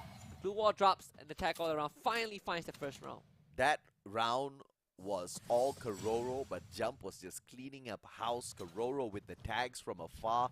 That AWM was just so annoying. First, from the top of the roof, he converts that into a kill. The rest of it was just all out damage being dealt, and Jump was just sweeping the rest of them off of the battlefield. This time, he gets a Groza to kind of torture the players of Negma Galaxy a little bit more. Let's see if or not they can rip away 5 rounds in a row. Tall task, but definitely not impossible. An early connection. Look at Jump and Kororo both splitting out to opposite ends of the map. Jump again with the Groza.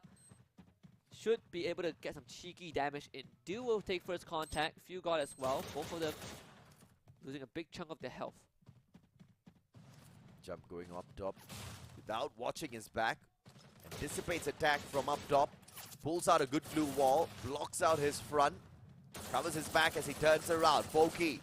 Does he run through the full mag? Smartly He goes in for the reload before he runs out, and Poongod shows up from nowhere, getting a double for himself. Yeah, I mean, NGX, what a weird position to be in. No resistance at all, just giving it away to attack all around. So this round is basically done. Unless Dew can do some magic. So the Orion's gonna get some of the health back. But Jump is very, very healthy. He's going to take his time. Recover first. Dew, on the other hand, is not going to be as lucky. Fugod really low on HP. Attack all around. We'll win that out. No problems whatsoever. Negma Galaxy had their beautiful 4-round runs. And now attack all around slowly starting to wake up. They've got a little bit of money to spend. Yeah, it's going to be crushing for NGX if they lose this map, because they were so far ahead. Double AWM again. Caramel and Dew, as always. And this is the map where that AWM can really come into, can really help you up. Negma Galaxy just needs to force 2 more rounds. And next era is going to be a piece of cake. Can they do it? Can they go straight up into the grand finals? It's going to be a very aggressive push from attack all around inside the factory already. Trying to get that high ground control. Poongod and Foki taking one of those beams each. Dew with the snipes. He's going to pull it out. No shots connected just yet. Poongod wrapping around the corner as well. NGX, oh my. Pressure. Poongod caught off guard. Can't win that one against Stop. Foki comes in, tries to provide support. And Stop is going to look for the finisher, and he finds it. Fugon does get dropped, so Foki needs to win this one, but stop. Strafing is there. Caramel supports him. And that's going to be 2 for MGX. They also bring a Fugon back up. It takes some time to heal up a little bit though. The HP not looking that good for MGX, but Caramel, the healthiest member, going for a rush. Separating Kororo and Jump.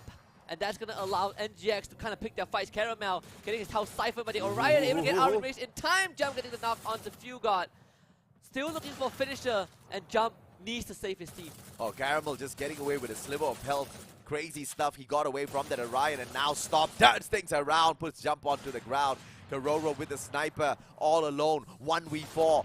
But this is still doable. He does have the AWM. He just needs 4 fantastic shots back to back, but unavailable. Game point for the side of Enigma Galaxy. NGX, so again, just that round, very, very clean. Lovely push, switching things up a little bit, running straight into attack all around. That was what they would normally do to NGX. The weaponry double, AWM for Kororo, and 3 for NGX. Stop being the only Rusher. Stop's got money to buy more stuff, but he's like, nah, what if things do go south? Smart planning. He's gonna reserve a little bit for the next round as well. Stop doesn't need much. That Bison's gonna be a lot. Poongod's gonna be met halfway. It's a 1v2. Fugon alongside Stop as well. Both of them rush on in. But he's gonna abandon the site instantly, and a grenade tossed in from the rest of his team members just to keep Enigma Galaxy on the back foot. Not fighting anything just yet. NGX waiting very patiently. Poongon has info where Kororo is. Kororo's going to immediately evacuate that area as Dew pushed himself on top of the balcony, as always, to fish for some sort of kills. Poongon is getting a lot of info for his team. Lots of information he can't work around with just yet. Poongod, such tight angles. Does manage to sneak in a couple of shots as well. Calls Jump for a little bit of backup. He arrives in the nick of time. Do they go in for a rush? Glue wall melter. Gonna be sent in first. No tags in. Jump circles around. All of those glue walls just gonna be the perfect defense, and he pulls one out so that Fugon can't turn the tables on him. Glue wall melter is going to be thrown in as well, so Jump gonna lose that protection. NGX getting pressure left, right, center. Jump ends up going down again. Good backup from Fugon from behind. And that's the Rusher. Caramel traded back by Kororo as Poongon under heavy fire right now. Fugon getting dropped. Is stopped against the entire world, and Stop able to find one knock for himself. Is now Poongon and Kororo up against him, but Stop ends up getting traded out in a 1 versus 2. And Dew needs to save his team, and it's not doable. Attack all around, keeping it intact. Masterful play through that Orion, courtesy of Kororo. 5 kills now, and that 5th kill was a thing of beauty. Enigma Galaxy can't find the finisher just yet. Attack all around refuses to go down. Yeah, some fight left in them, but NGX made it very, very costly. Good news for Attack all around now, NGX, because they blew so much of their money for those AWMs. Now they only have 1. And that's going to be on Kororo. Everyone else will have a Bison in hand. Enigma Galaxy, we saw the semi-eco round that they did run with. Not overspending. That gives them the advantage in this round. Potentially the final round of the game, unless Attack all around pulls off a miracle. Poongod spots out Fugon. Good trigger discipline. Caramel as well. He rushes on in, finds nothing. Again, right? I mean, Enigma Galaxy just continuously playing this defensive angle so far. Just not let Attack all around get a jump on them. The grenades in hand, ready to throw out. And GX. Karaman's going to attack just by a little bit. Meanwhile, Kororo outside. He's going to lose a bit of his health.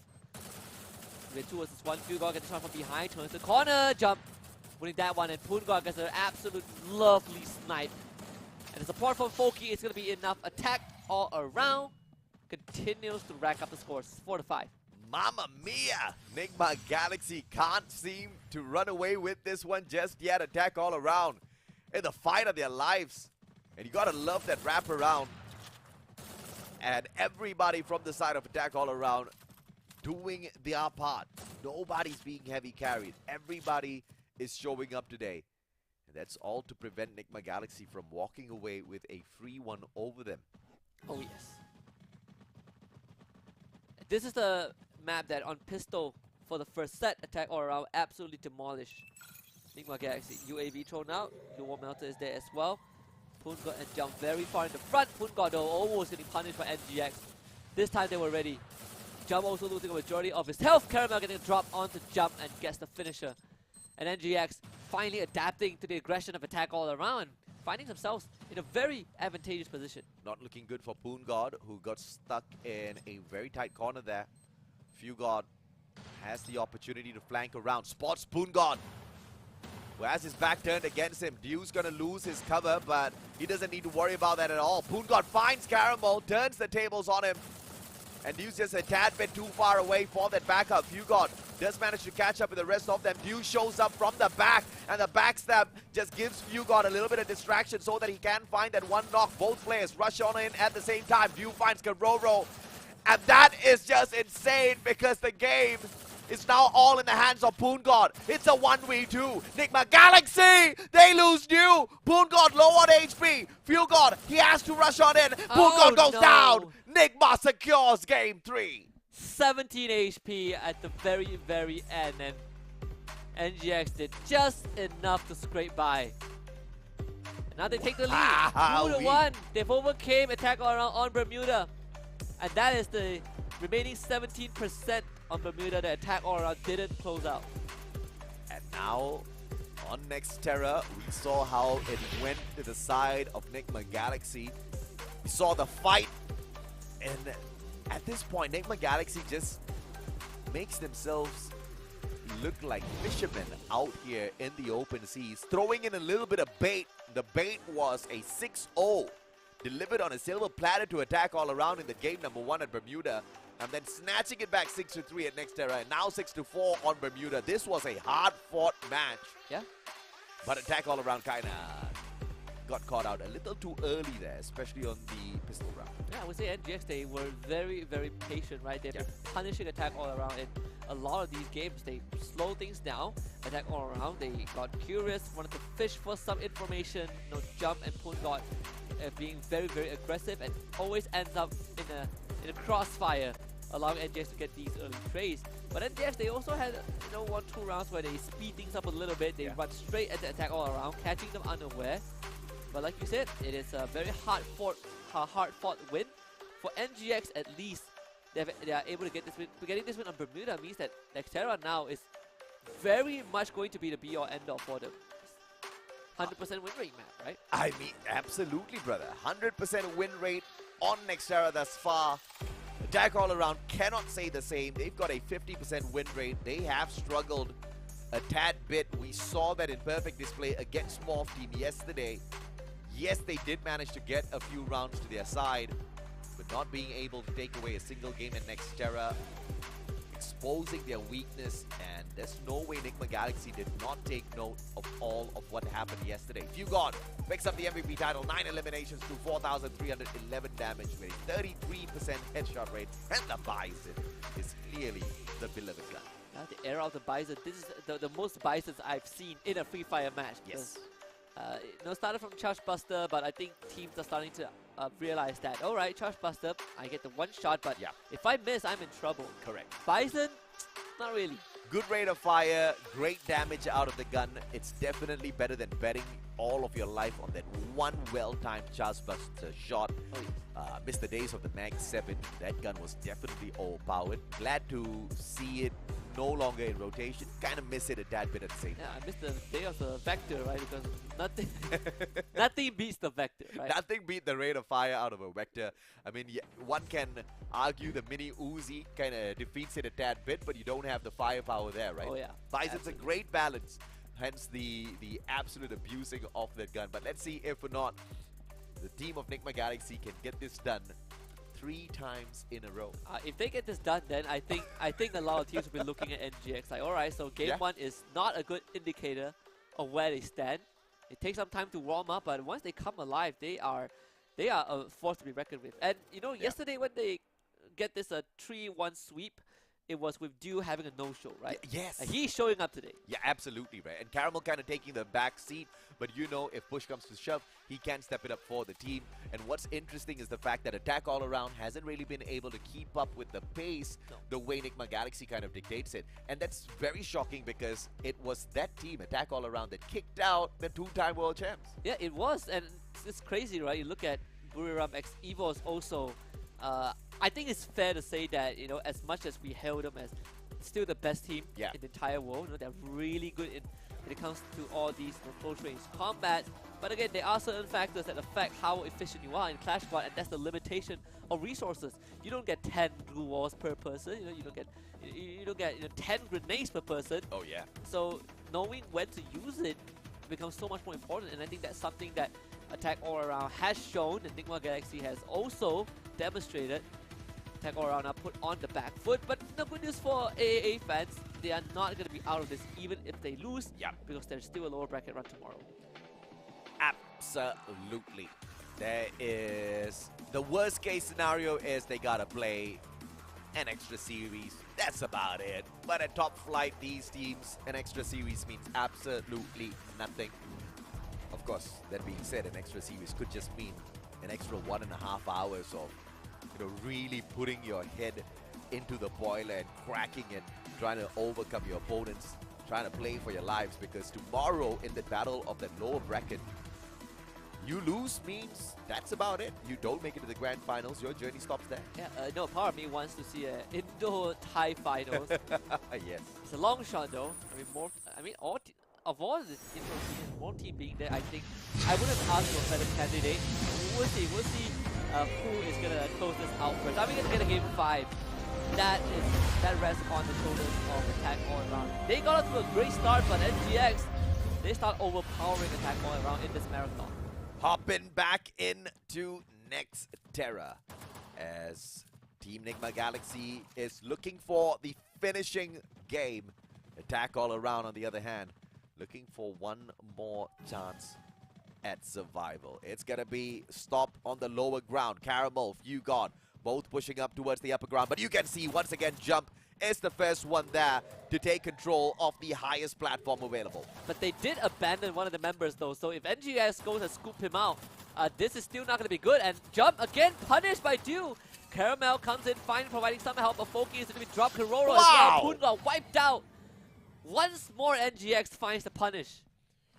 I mean, and once again, Jump was the initial guy to get taken down there from the side of Attack All Around. That just isn't something that Attack All Around has changed ever since playing that first time on that compound. This is the third time they're meeting at the compound, and Jump is losing it out in the exact same way. It's almost zero fight, right? He's not fighting back at all. Yeah. And this is a problem. He might be the rusher, but you don't want your rusher to be the first one to end up going down without putting up a fight. And we talk about the first blood rate of Attack All Around being fantastic, but that has changed completely. Kororo is going to get rushed as on the other side of the map. Enigma Galaxy, they have Fugod losing half of his health bar. Dew also getting tagged early on, and Fugod continued to be under pressure. The game challenging. Both teams asking them who dareth step upon the middle of the map to sneak out a couple of grenades and glue walls. Who is going to be the first one to make that rotation? I think that is also very important because these glue walls, they're not going to stand forever. Fogi is trying to fish for some intel. Not sure if he sees Stop because Stop is in a good position to go for a flank. On that lower ground, Caramel can punish Foki. Does run the secondary. Enigma Galaxy, everybody's on a Bison already. They are automatically the favorites to win this round out. Attack All Around, playing around with a pistol in Kororo. What a headshot! Oh, and that is huge for Kororo. Dew actually getting picked back up, so all that effort undone by NGX. Yeah. And that's 3 of Attack All Around members dropped already. Stop. We'll lose. We'll get knocked down, but not finished off. So Enigma Galaxy recovers instantaneously. There was no way Attack All Around was going to win that round. Unfortunately, it was just the pistols versus SMGs. From the damage, from the rate of fire, it was just a Nigma Galaxy all the way through. But this time, there is a force round from the side of Attack All Around. You see the 3 Bisons. You do see the 1 AWM as well. Kororo needs to keep the distance, find those shots. He's going to be the game changer for the side of Attack All Around. Oh, absolutely. Stop instantly speeding himself up with the Awakened Alop. Find a position to play with. Look at NGX. 3 on this side. Foki realizes that he's under immense pressure, instantly starts backing off. Everyone from Attack All Around getting corralled into one corner. You see NGX can Wow. do. He's looking for someone to snipe, and Fugard, he's like, alright, I'll do this myself. Runs right in. Foki bulldoze. All I'll do is still looking for a snipe. I mean, Attack All Around couldn't stop them. Fugard knows the positioning of these players. They played to the T. Bison looking for one. Stop is nerfed! And Jump with a great position takes the headshot. Takes Stop out of the equation. The Jump just took 3 of them out. All I'll do is just waiting to get a snipe. Okay, he finds Jump. He needs 2 more though, and Poongard, he's on a conveyor belt. Very doable. Jump brought back up. All that effort once more. Undone. This round, most likely, is going to go over to Attack All Around. Even if the Ice Grenade thrown up and do no medkit available, only a glue wall. Nice Kororo, alright. There's a lot more though. Oh! Kororo finished off. Circle moving might just be the death of him though. Yeah, there's just no medkits. And they're just going to surrender himself to the blue. So Attack All Around, you know, is finally getting 1 round for himself. Great that that was the case for Attack All Around, because that's the survival gameplay right there. They need to get this game to their side, or else it's the low bracket run for them. Nigma Galaxy is pulling a quick one over Attack All Around, dropping the first game, and then making 2 back-to-back astounding victories. Just speak volumes for what they are capable of in the competition. This time, Kororo going to be holding the back lines. 1 on the left-hand side flank in the name of Jump. He's going to meet you first. See Vengeance switches things up a little bit. Food God, alright, bringing the trap. Start losing most of his health, but still alive. NGX trying to retaliate and overwhelm Attack All Around, but calls it off very quickly. Potential backstab, Attack All Around, splitting the battle line. Jump. Very good maneuvers to find that, and they just overwhelm the members of NGX. 2 of them already down. Poongard gets knocked. Foki also sniped by Dew. Finally, the sniper of NGX coming alive. Jump also getting knocked down. Kororo, the last man alive, and this time it's going to be Fugard that cleans it up. And NGS quickly takes back that round. My, oh my. That one final stand by Dew. Fugard got that shot. Dew with the final finisher. It almost went south for the side of Nigma Galaxy, and Attack All Around could have walked away there. Kororo just did not know exactly where to anticipate the attack from, but it was a good attempt to stay alive. 3-1 now. Pot shots from the middle not going to be available to either side. Kororo is going to be holding down mid as Attack All Around sends 3 of their players towards higher ground. Nigma Galaxy chooses the option of flanking around instead. Let's see whose strategy equates in a victory here. Poongard trying to jump spot, but finds nothing yet. And he has been the first point of contact for a lot of these fights. Always getting split by NGX. The grenade cooked up, decides against it. Kororo also fishing for some intel, can't find that either. But NGX staying very well hidden and disciplined. So Attack All Around, they're gonna be the one going on an exploration. And on top of that, Attack All Around did not manage to stop Nigma Galaxy from getting to that airdrop, which means extra defenses for Nigma Galaxy, extra grenades that Attack All Around needs to deal with as well. Jump, a couple of shots do connect, and Poongard goes in for the rush. Stop, could not get out of that one. Foki tries to turn things around. He gets tagged up. Poongard out of the equation for sure, but Jump losing his HP. Is that Orion pop on the background? And yes, it is Foki that gets taken out by the Orion. Yeah, the Orion is doing so much damage. And Dew again winning the round for his team. That's 4-1 for NGX already. 2 more. And we have the very first finalist of the Clash Squad C Cup, Nigma Galaxy. They are phenomenally impressive right now, and they have managed to outdo quite a number of teams to get to this position. I mean, you look at attack all around.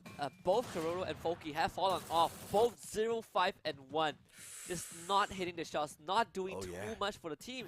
It's all down to just Jump and Poongod, right? Both the rushes to kind of salvage the set. But it's not enough. NGX, everyone is doing that part. Look at Dew. 8 kills for him. Fugod has 6. Well, Dew being back, everybody else on the side of Nigma Galaxy can play their roles perfectly. And that just means attack all around pretty much stands no chance against them. Kororo, good spot, sees Dew. Jump finds Fugod. Is Dew gonna get punished? Yes, he does. But no headshot. And therefore, Kororo allows Dew to walk away as he patches himself back up. Now Caramel making contact. His teammate walled up by the glue wall, so Poongod gets rid of Fugod to start it off. Caramel, can he at least get a single knock for himself? It's going to be 2 versus 1, and it's just too much for him to handle. That's 2 dropped for attack all around. Kororo will lose his life thanks to stop, as NGX stabilized the situation on the fight a little bit. Dew a good snipe onto Jump as well. Foki trying to help him out, and Dew repositions, but Jump will get brought back up. A good recovery. Poongod spotted out, but Dew does not connect. Stop sees him halfway through. Poongod does go down. Beautiful Bison plays. Gets ahead of the player. Dew now pushing out towards the outside ring.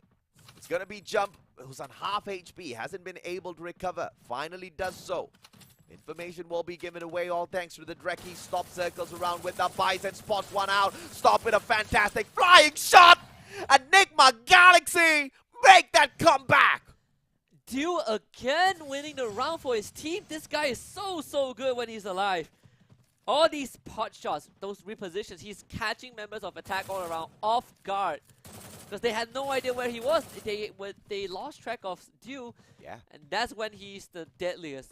5-1 so far on Nextera. My goodness. Serious point for Nigma Galaxy as well. The guy is on a 9.0 KD, bro. How is that even possible? Well, it is if you are Dew. It's barely dropped. It's got taken out one time in that round that attack all around won. Apart from that, it's just been Dew alive every single round. And once again, the one that takes away the first blood. Caramel drops Foki, Jump, trades one back out. This is on. This is over. Poongod, final survivor. Can he stay alive? It's a 1v4 for Poongod. Can barely pick up a team member, and Nigma Galaxy finishes the series. 3-1. A fashionable comeback. They started the day 0-6 on map 1, and we were like, alright, we have a game on our hands. Yeah. 6-3 on Nextera. 6-4 on the third map, and 6-1 to close it out. What a performance from this team, and Dew, my personal MVP overall, this guy is definitely back. And they did it again.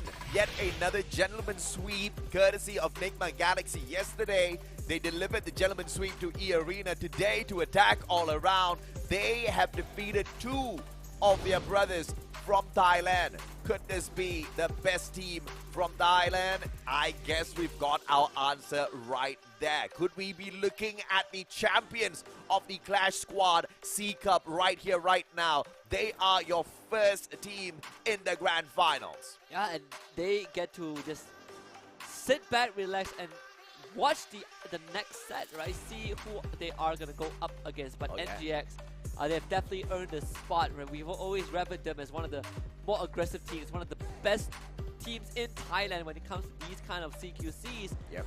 The problem is that they have always been losing out on the macro front in a Battle Royale setting. When you put them in just Clash Squad, you really get to see how strong NGX are. Oh yeah, absolutely, man. And you know, I would just love to see this translate out in that Battle Royale games as well for the side of Nigma Galaxy. And you know, this was something that we were talking about yesterday. Contra and I, the conversation just kind of revolved around how in the world does Thailand have the capability of outputting so many top flight teams, man. They are not just the best in Thailand, they're dominating Southeast Asia. Yeah, and the craziest part was that when you look at the first global stage of Free Fire, Brazil was the strongest region. Correct, and at that point in time, it was undisputed. No one can beat the Brazilians, and then Thailand show up, now they are the best, and Brazil has, you know, in the past 2 years have been trying to get that crown back, but Thailand just wouldn't let them take it. Nah, man. And of course, the competition has just grown to a point where it's not just one threat out of the nation of Thailand. It's multiple. Dew finally pulls away that MVP title that he definitely deserves. 10 eliminations through 3,701 damage. 20% headshot rate with a beastin in hand. Orion to back him up. Moko to tag up his opponents. This guy was a menace out there on the battlefield. Yesterday he fell asleep. Today it was the awakening of Dew. Yes, you know, he was getting some good rest for today and tomorrow, and it's paying off. Yeah. You know, this a force to be reckoned with. But this is the match summary. Best of 5 ending at 3-1 in favor of Nigma Galaxy. They lost the first map 0-6, but the rest was pure dominance. You know, 6-3 on game 2, 6-4 game 3, and finally 6-1 for game number 4. So similar to the scoreline that we saw yesterday as well. I mean, this is just insane consistency out of Nigma Galaxy to bait their opponents in with a flat-out loss and then shock them 3 games back-to-back, and that's something that you just clearly do not recover from. And in the Battle of Thailand, Nigma Galaxy has not just done it once, but they've done it twice. They have brought their brothers E-Arena as well as Attack All Around down towards the lower bracket, not once but twice now, and earned themselves a spot in the Grand Finals. Absolutely. So Attack All Around, the journey hasn't ended yet, but tomorrow is going to be a long one for them. Oh yeah. If they win the losers final, they still have one more Grand Finals, that rematch against NGX, which they will have to earn. But for their opponents, it all comes down to our final series later on. Morph Team against E-Arena.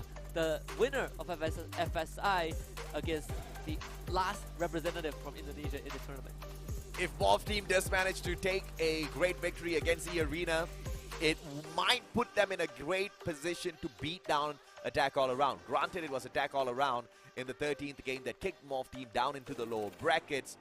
But at the same time, Morph Team did learn a lot in that matchup. They learned a lot in the games that they did lose against Attack All Around. And perhaps that's going to be enough to make a good comeback. And I think if E-Arena ends up winning, we would have a guaranteed Thai finals, but also we'll have a scenario where you don't get a rematch until you enter the Grand Finals, right? Absolutely. So I think for this one, it will be very, very interesting because you compare Morph Team and E-Arena in a Battle Royale setting. These two teams have completely different ways of playing. Morph Team is generally a more patient, more reserved team. They like to play behind, play from long range. E-Arena, completely different. They are the Rave Rabbits, so they like to run in your face. They absolutely like to get in your face. Ma'al's going to be the game changer if he can kind of hold the grounds down and kind of maintain control over the map through his snipes. That might just be the game changer. But that being said, he needs to wait into round number 3 or 4. Round number 3 if he wants to force a purchase of that AWM. Round 4, a little bit more safer. But that means giving away those rounds, right? I don't know if that sounds like a good idea. Either way, Morph Team will show us exactly how they channel this out. We'll see you guys in a bit.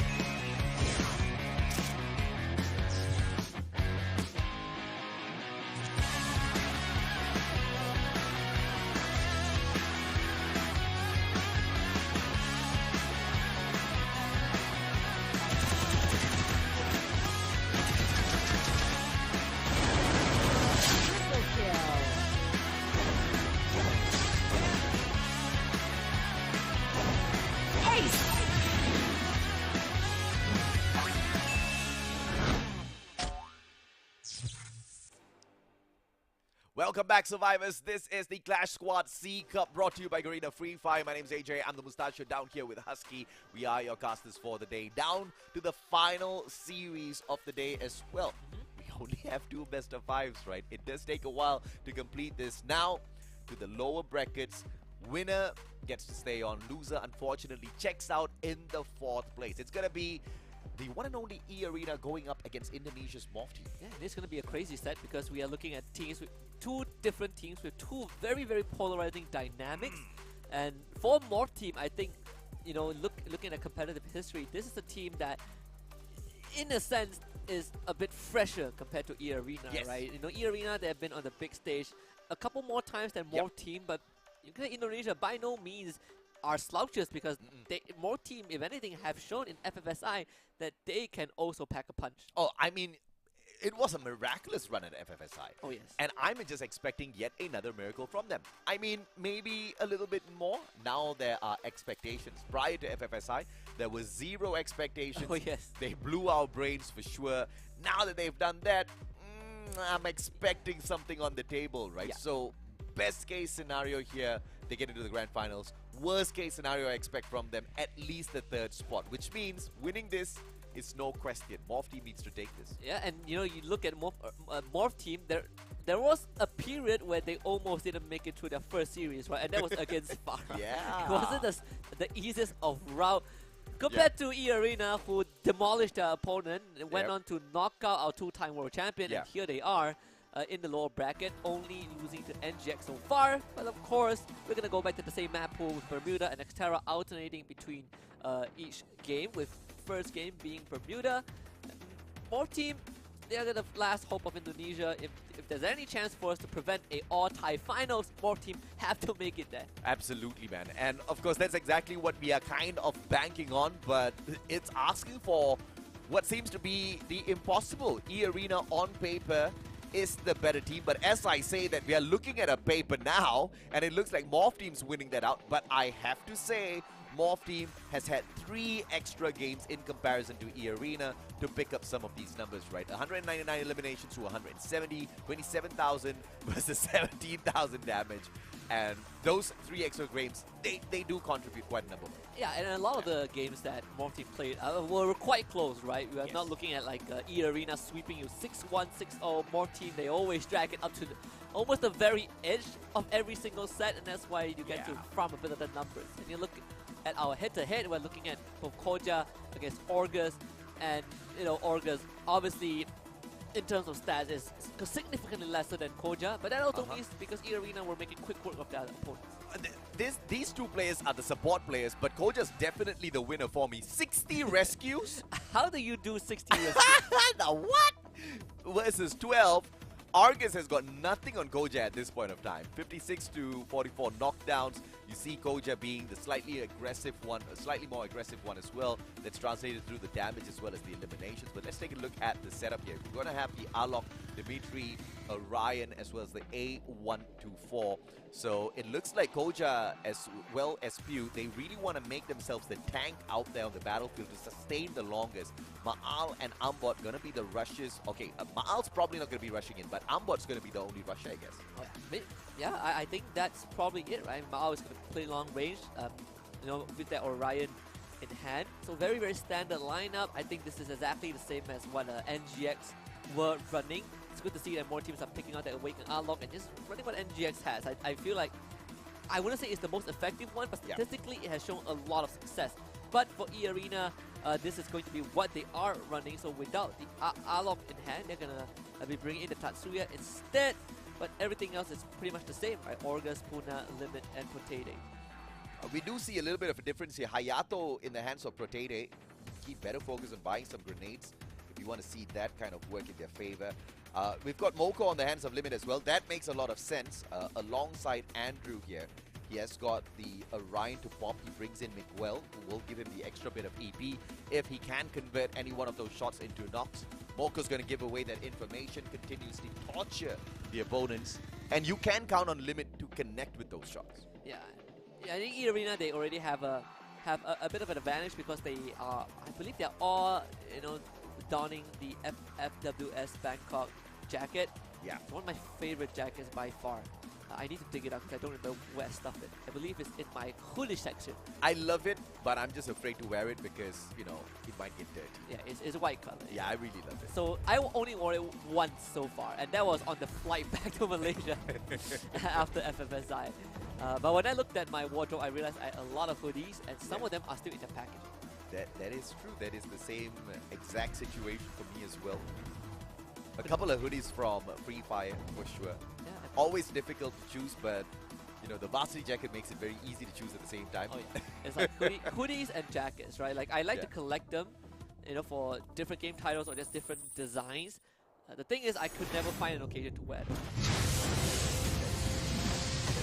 Unless we change our fashion sense a tad bit, To wear a hoodie tomorrow. maybe we should. Maybe We should. Up in game 1 Bermuda between E-Arena and Morph Team. If I'm expecting a closer one between these two. I think, you know, Morph Team is a team that they are not the most aggressive, but they are really good at punishing you if you are too aggressive against them. Arena with a very slow approach towards the setup. Ma'al's gonna be looking for Protete. He's gonna be pretty useless with the long angles though, Ma'al, because he doesn't have the sniper, but he still wants to stick with the rotation around, and he keeps himself wide open to be caught out by Limit. Very bad positioning by Ma'al, and Morphe's gonna pay for it pretty early on. And that's already 2 knocks. E-Arena trying to just clean up the rest. Umbot does get 1, but that's pretty much it. Pistol for E-Arena, very sweet and easy. And unfortunately, that was all on Ma'al, because the moment he got knocked down onto the ground, the rest of the team members just scrambled to try to hop on right back out of the compound to go in for the save. Fortunately, E-Arena was awaiting them, and that instant ambush put them out of the equation. Umbot did find a good trade back, but no kills. Doesn't matter all that too much. They lose the pistol round, which means they start off on a terrible foot financially. And E-Arena is a team that will overwhelm you. Like as much as we say that no more team, they are very good at punishing. Oh my god! What was that? With a pistol of all things? One shot down. He was out of the equation. Guy didn't have a helmet at all. He pretty much saved every single penny from that first round. Nothing much to save in the first place. I mean, the guy got knocked for like what, 300 plus damage. That's it, man. That is it. What a play, E-Arena. Even with the follow-up nade as well. E-Arena, wow, okay. 2 great rounds to start it off. I mean, that shot was out of this world. And now Limit has got a sniper on top of everything else. Ma'al forces by on this AWM. He better deliver. I mean, I didn't even know you could hit for 300 plus with a pistol. Let alone a one-shot knock. I mean, that is something that The power of a the headshot. power of a headshot. Especially when your opponent didn't bother to buy a helmet for himself. Yeah, or too poor, you know. Too poor probably is the more valid reason. Nah, he took a risk. I mean, he could have suited up a little bit, but he wanted to just be on the plane because you don't want to waste this round. And this is the reason why. Limit taken out of the equation. Ma'al needed to deliver, and he did exactly that. Protete gonna catch PU off guard, but no elimination. Just forces him to use the medkit. Yeah, very, very good snipe from Ma'al. They definitely needed that. Deliver a bit more. Potato forcing Pew to fall back a little bit, but E-Arena's aggression will be stifled temporarily. Koja on a good flank. Good info. Actually found out. E-Arena, how are they going to clear Koja? That is going to be the question. Double AWM for Morph Team. Pew and Ma'al both having 1 respectively. And Puna needing some time to heal himself as well with the medkit. Morph Team slowly surrounding the members of E-Arena who are trying to get onto the 2nd floor just so they don't get overwhelmed. Where will they circle around? Puna finds Pew, who makes a mistake, stepping on out. 2 players instantly jump on it. Koja's going to be looking for one. Pew finds Orgus running straight to him. Can he find yet another? He does exactly that, and that was just way too easy for Morph Team to make a good comeback. All started with Ma'al. Just a very, very lovely snipe onto Limit. Just get rid of the AWM. So no long-range support, E-Arena. Puna trying to save the team with the jiggle knock, but no finishers means then Morph Team will always have the numbers. And just like that, Morph Team has recovered financially. All of them having armors and helmet. Double AWM. Double Bison. Triple Bison, in fact. How are they going to work their way out of this Morph team? They've won one back already. They've got enough financially to catch back up. Pew brings in the AWM this time around as well. Ma'al, great positioning, high ground advantage. Ma'al can be the difference maker here. E-Arena just needs to go in with a sloppy move once for him to punish them. Orgus has to back away with the Bison. Not going to get tagged up by the grenade. Good repositioning. And E-Arena, what's going to be the plan right now? You can see both Limit and Ma'al are staying very far away, and Limit this time wins the snipe fight. And that is more than enough. Ma'al is going to be bleed out for sure. More team. Are you going to take those long range, those close range fight? Ambot and Pew, they're not going to win this. Puna just get knocked down. Ambot pick back up. The 3 versus 2. Orgus loses that one, but a good trade from E-Arena. Brings it down to just one. Koja, the last man alive. Oh. Koja with that one. Potato needs to save his Oh team. my Koja God! with the clutch for Morph Team. Koja, born with the clutch gene. What a sweep. Out of nowhere. Managing to get the quick blanket over the heads of E-Arena. They couldn't see exactly what was going on. Koja wiped them off of that round. I'm surprised E-Arena went in 1 by 1. You know, it's a bit of a... It was like a Tamil movie, bro. Basically, Heroes standing there. looks like most movies during a fight scene, right? You always have... Wait for their turn. Yeah, you wait for your turn to Bad get... guys are the most disciplined. Remember Ip Man? When he said he'll take on 10 guys, they all came in 1 by 1. They respected the master. They did. Rotate, good tag. And Goja's gonna have to back away. Heal himself a little bit. Whereas Ambot on the other hand. Ma'al out of nowhere takes Funa out. Orgus drops Ambot. Not before Funa gets knocked down onto the ground. Oh, that was a funny interaction. Ambot got stuck thanks to the glue walls. His head was stuck. His feet were exposed, so they just shot his legs off. And E-Arena basically stealing this round away from Morph Team. But it's unfortunate for Ambot. And that was his own glue wall as well, so you know he's kicking himself over that mistake. What a close match we've got on our hands here. Back and forth we go. And it's only game number 1. Either way, they are obviously playing for their lives. Of course. Solid amount of money for sure, but they want more. With the E-Arena, I mean, what's... For Morph Team, they're going to always have an AWM. There was always enough for an AWM. Thanks to the economy structure. Ambo already losing a chunk of his health thanks to Potato landing a shot. Ma'al has no armor, so any shot would take him out. Limit! Oh, just grazes him by the shoulder. They're going to use that to rush him. Very well done by Ma'al. Limit gets finished off, but Pew now stuck in the corner. Is so sucked out. Orgus down low. Needs some time. Limit as well, healing up. Koja going in for the rush again. Ambot with the ice grenade to down Limit. And they kind of equalize the playing field a little bit, but Koja ends up getting bombed, and Potato from long range will take down Ma'al. And Ambot finished off. E-Arena punishes Morph Team. Oh, that was way too close for Morph Team. It was just a flurry of ice grenades from the side of E-Arena that all started off by knocking Koja down, and that was about it. Morph Team now, they do have the resources to at least beef themselves up for the next round, but they cannot afford multiple AWMs. Everybody just drops back for the SMG. A little bit of armor. Koja doesn't even have a helmet alongside Ambot. Headshots are probably going to be absolutely nasty if E-Arena can pull them off. Oh, yeah. Again, right, the glass cannon. Ma'al has to deliver. Ambot and Pew both already tagged. This is not good at all. Puna is going to be an ice grenade. Doesn't matter. Potato, not even with the AWM, has found himself a kill onto Pew. And they also saw where Ambot is, so they're going to go for a swing, double swing. Puna takes care of business all on his own. There's 2 members of Morph Team already out, and that makes the job of Ma'al infinitely harder without any frontline. Puna's just making this look so easy. Koja on a 1v1 against Orgus tries to pull out the grenade. Orgus just doesn't give him any space at all. Potato drops Ma'al right after he takes Limit. Guy gets picked right back up. Koja all alone, and that's about it for Morph Team. Very nice bait and switch. E-Arena double stacking, so Ma'ao gets one snipe and the Russia just cleans him out. So Limit giving his life away for that one. Match point for E-Arena. After losing two rounds, they have just overwhelmed Morph Team. Showing exactly who is the better one mechanically. On Bermuda, at least for the time being. E-Arena knows how to run circles around Morph Team.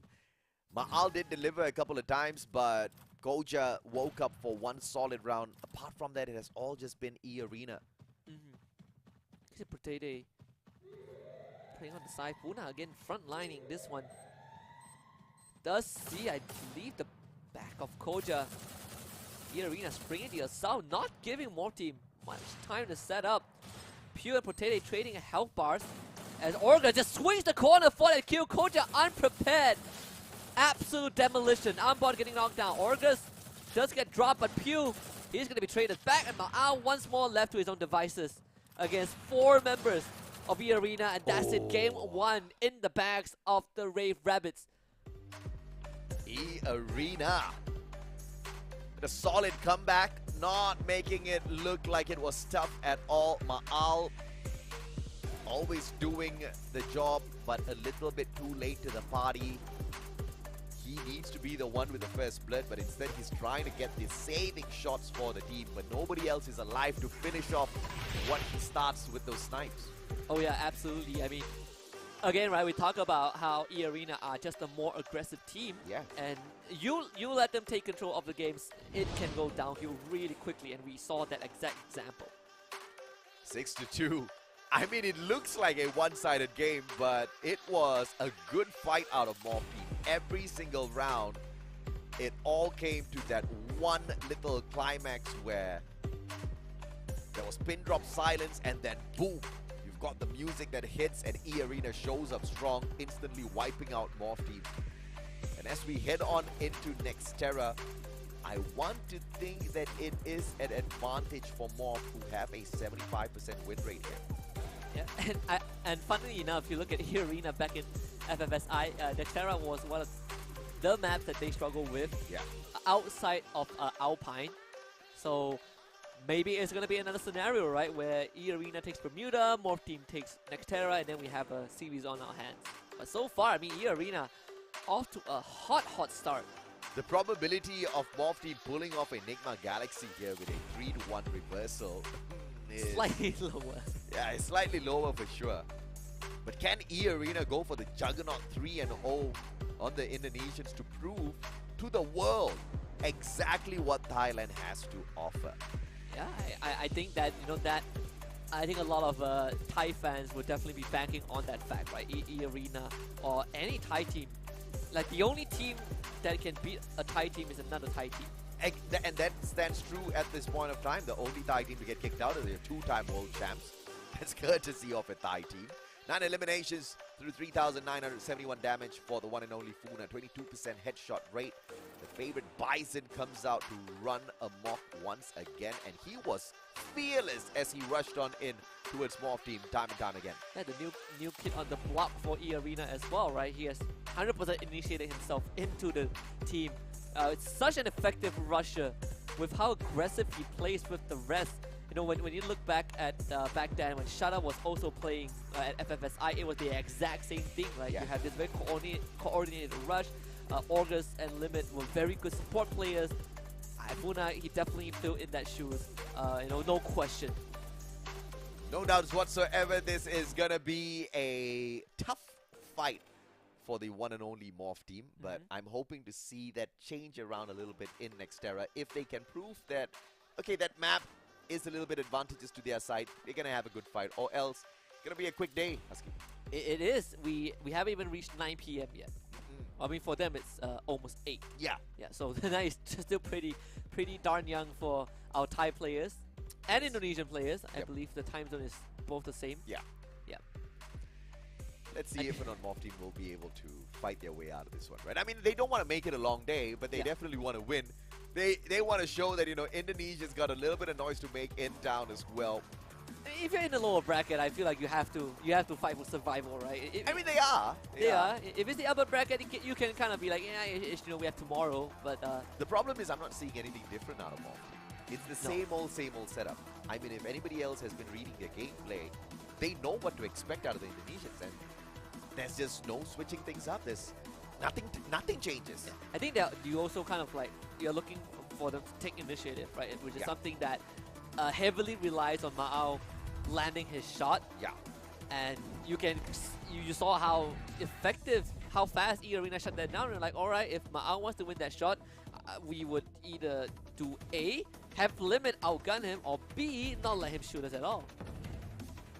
Alternatively, I think what the team of Mob Team should be doing is, instead of sending 3 players into the center circle, is to leave Ma'al on his usual flank, choose either left or right, and they flank around from the other side. Not run in towards the middle, but instead allow E-Arena to get into the middle, and then they get the back. I mean, if that can be executed well, perhaps we can see momentum switch, go towards the side of the one and only Mob Team. Because if they keep funneling themselves in towards the center, E-Arena knows exactly where to hit them, where it's going to hurt. Oh, yeah. And we have just the map for it. Transparent glass panels, you love that. Very good center point. And remember, when you look at the pistols, right? E-Arena just overwhelms Mob Team. But when it comes to this map, then you have a lot more leeway to work with. It's not exactly the best map to rush. This nade, only shipping Orcus a little bit. Mob Team rushing forward. Orcus just doubles up with his double pistol. They're doing it Wild West style. The members of E-Arena are all pretty darn low. Pew gets Orcus, but Puna somehow gets a trade back. E-Arena having the numbers right now. Orcus gets picked back up. Ma'ao in a fight with Potato as Limit gets rid of Pew, and Ma'ao was like, where is my team? And Ma'ao, once again, a little bit too far away from backing anybody up. He wasted a little bit of time. There was no way he was going to take that 1v4 in a pistol round. And that's what I don't like to see out of Mob Team. I mean, what is Ma'al going to do waiting in the background, right? It's either you take that flank, you be useful, or just have this happening round after round. Mob Team needs to switch it up. They lost all of their 1v1s. That's terrible. Yeah, yeah, it and is. that's mainly because E-Arena had the better setup. I mean, they all rush in together, and there was a point of time where they did split apart, but it was a 2-2. They had enough firepower on either side to back up the other side. So it's just so clean from the side of E-Arena. Mob Team kind of losing it out. Yeah, and now E-Arena have better guns for long range. I say that, but Potato clipped on the edge, but they're going to run into a fiery squad. Ambor really chasing for that kill. I'm not sure if that's the plan, my man. Chasing straight into his own death. And that's it. Koja is also out. E-Arena didn't clean it up. My goodness. And that's 2-0 already. It was a good attempt.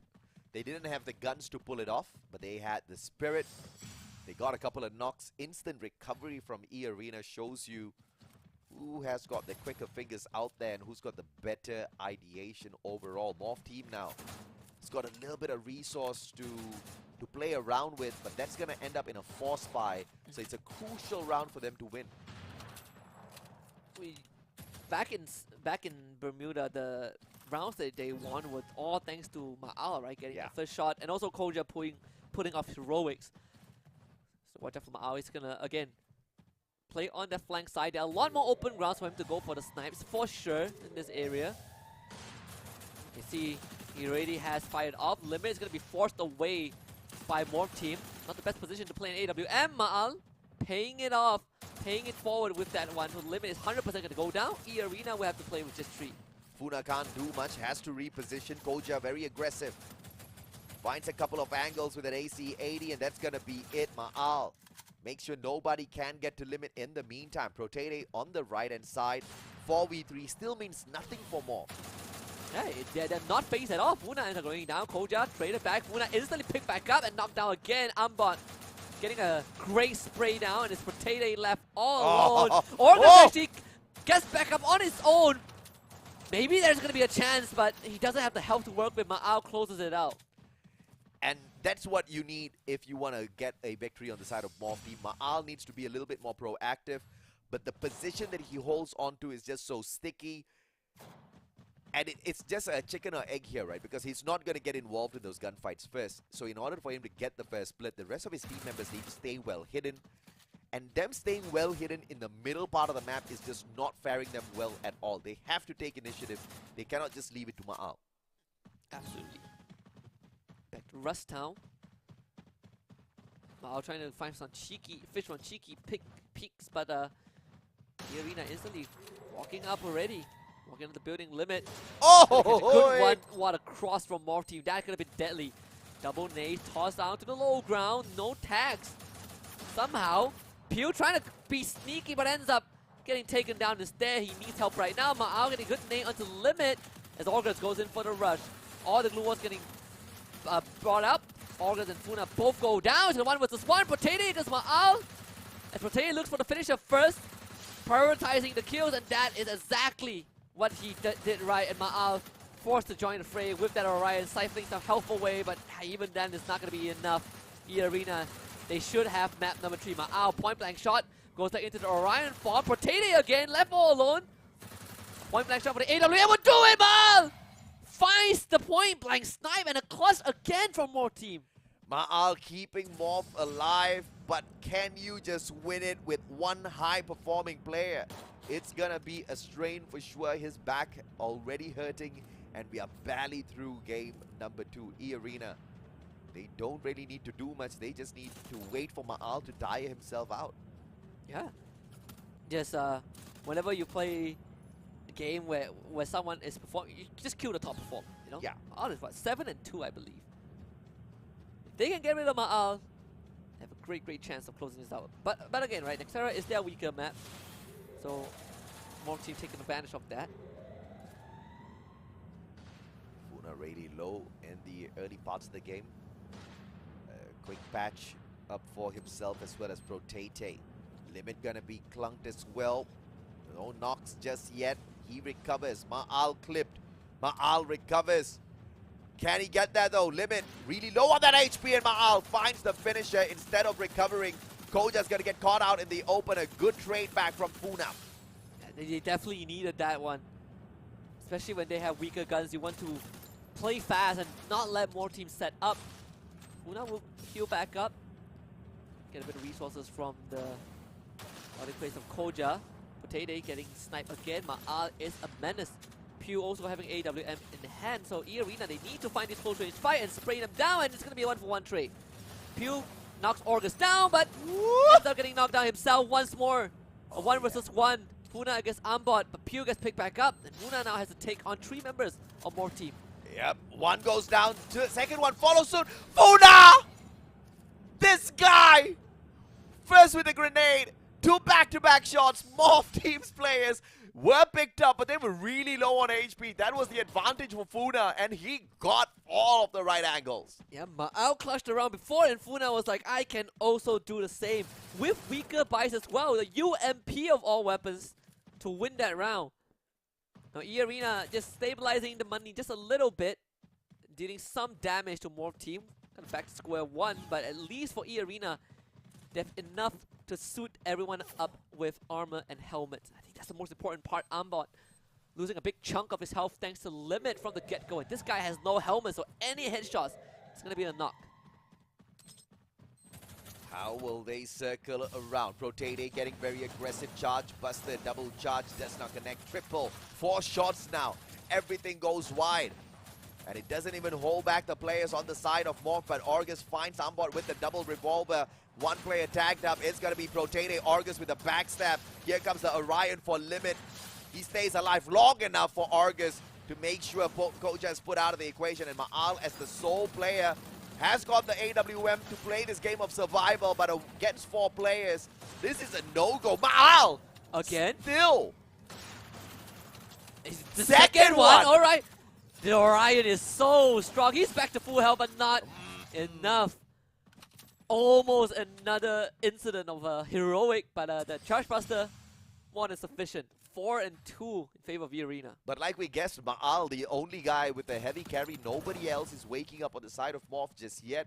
You know, 1 heroic round from Koja with a mighty clutch, but apart from that, it's just been silence all around. E-Arena, on the other hand, Everybody's waking up. Everybody's doing their work. Limit barely needs to get those frags because of what Funa is doing up close and personal. Oh, yeah. And he's winning with weaker buys as well. Right. And that is very crucial, right? Because E-Arena, they're picking the right fights. Playing it fast and not letting more teams set up. That's exactly what they needed to do. And now they have enough money, better guns, better armor also. Means that they can play a lot more freely. By the way, Funa has 9 kills. This guy is insane. Ma'ao, distracted by the UAV, ends up losing most of his health bar. Needing to fall back. And that means that a Morph team can't progress. They're going to take the teleporter though. All 3 of them. It's a game of find your positions and wait for a little bit of action. Pew circling around, but Limit finds Ma'al. That's going to nerf them from the long range. The rest of the players on the side of Morph now need to get into a hella battle and walk out alive, Pew, but he fights the Orion. Orion's going to keep his team member alive for a tad bit. Limit finds Umbot. Morph still hanging on for their dear life. Koja, the final survivor, really low, and that's about it. E-Arena, 5th round.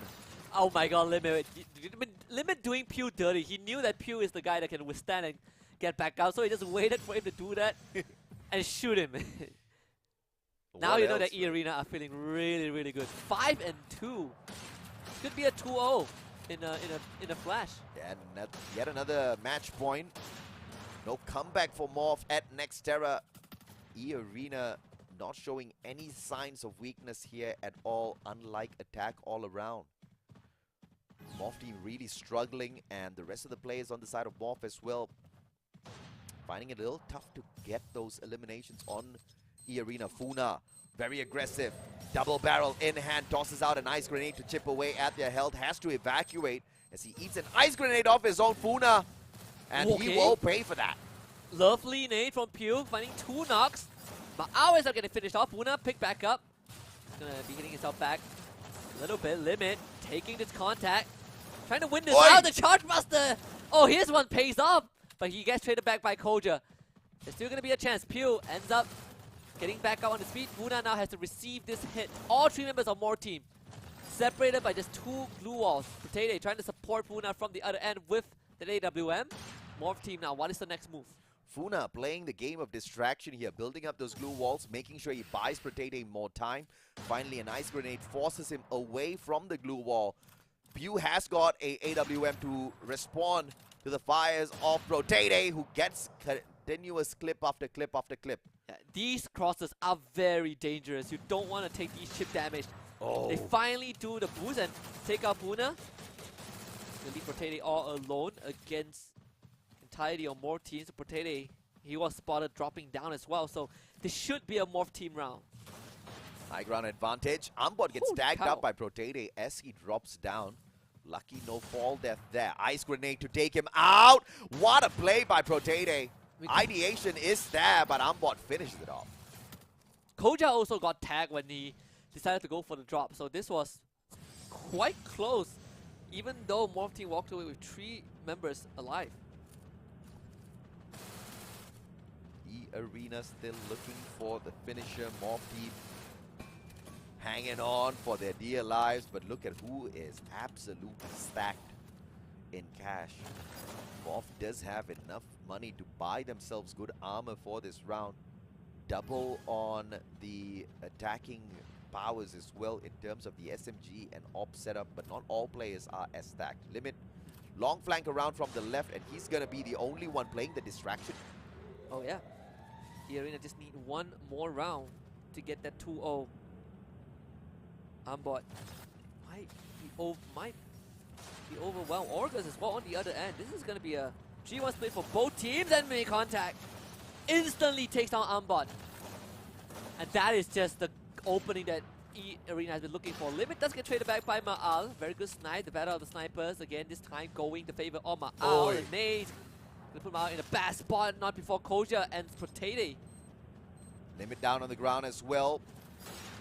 Oh, Koja spotted out. Funa can't find the finisher just yet. Ma'al, it's not going to be tagged at all. And Limit right beside him. Ma'al's going to finish him off. Advantage to Morph team to continue surviving.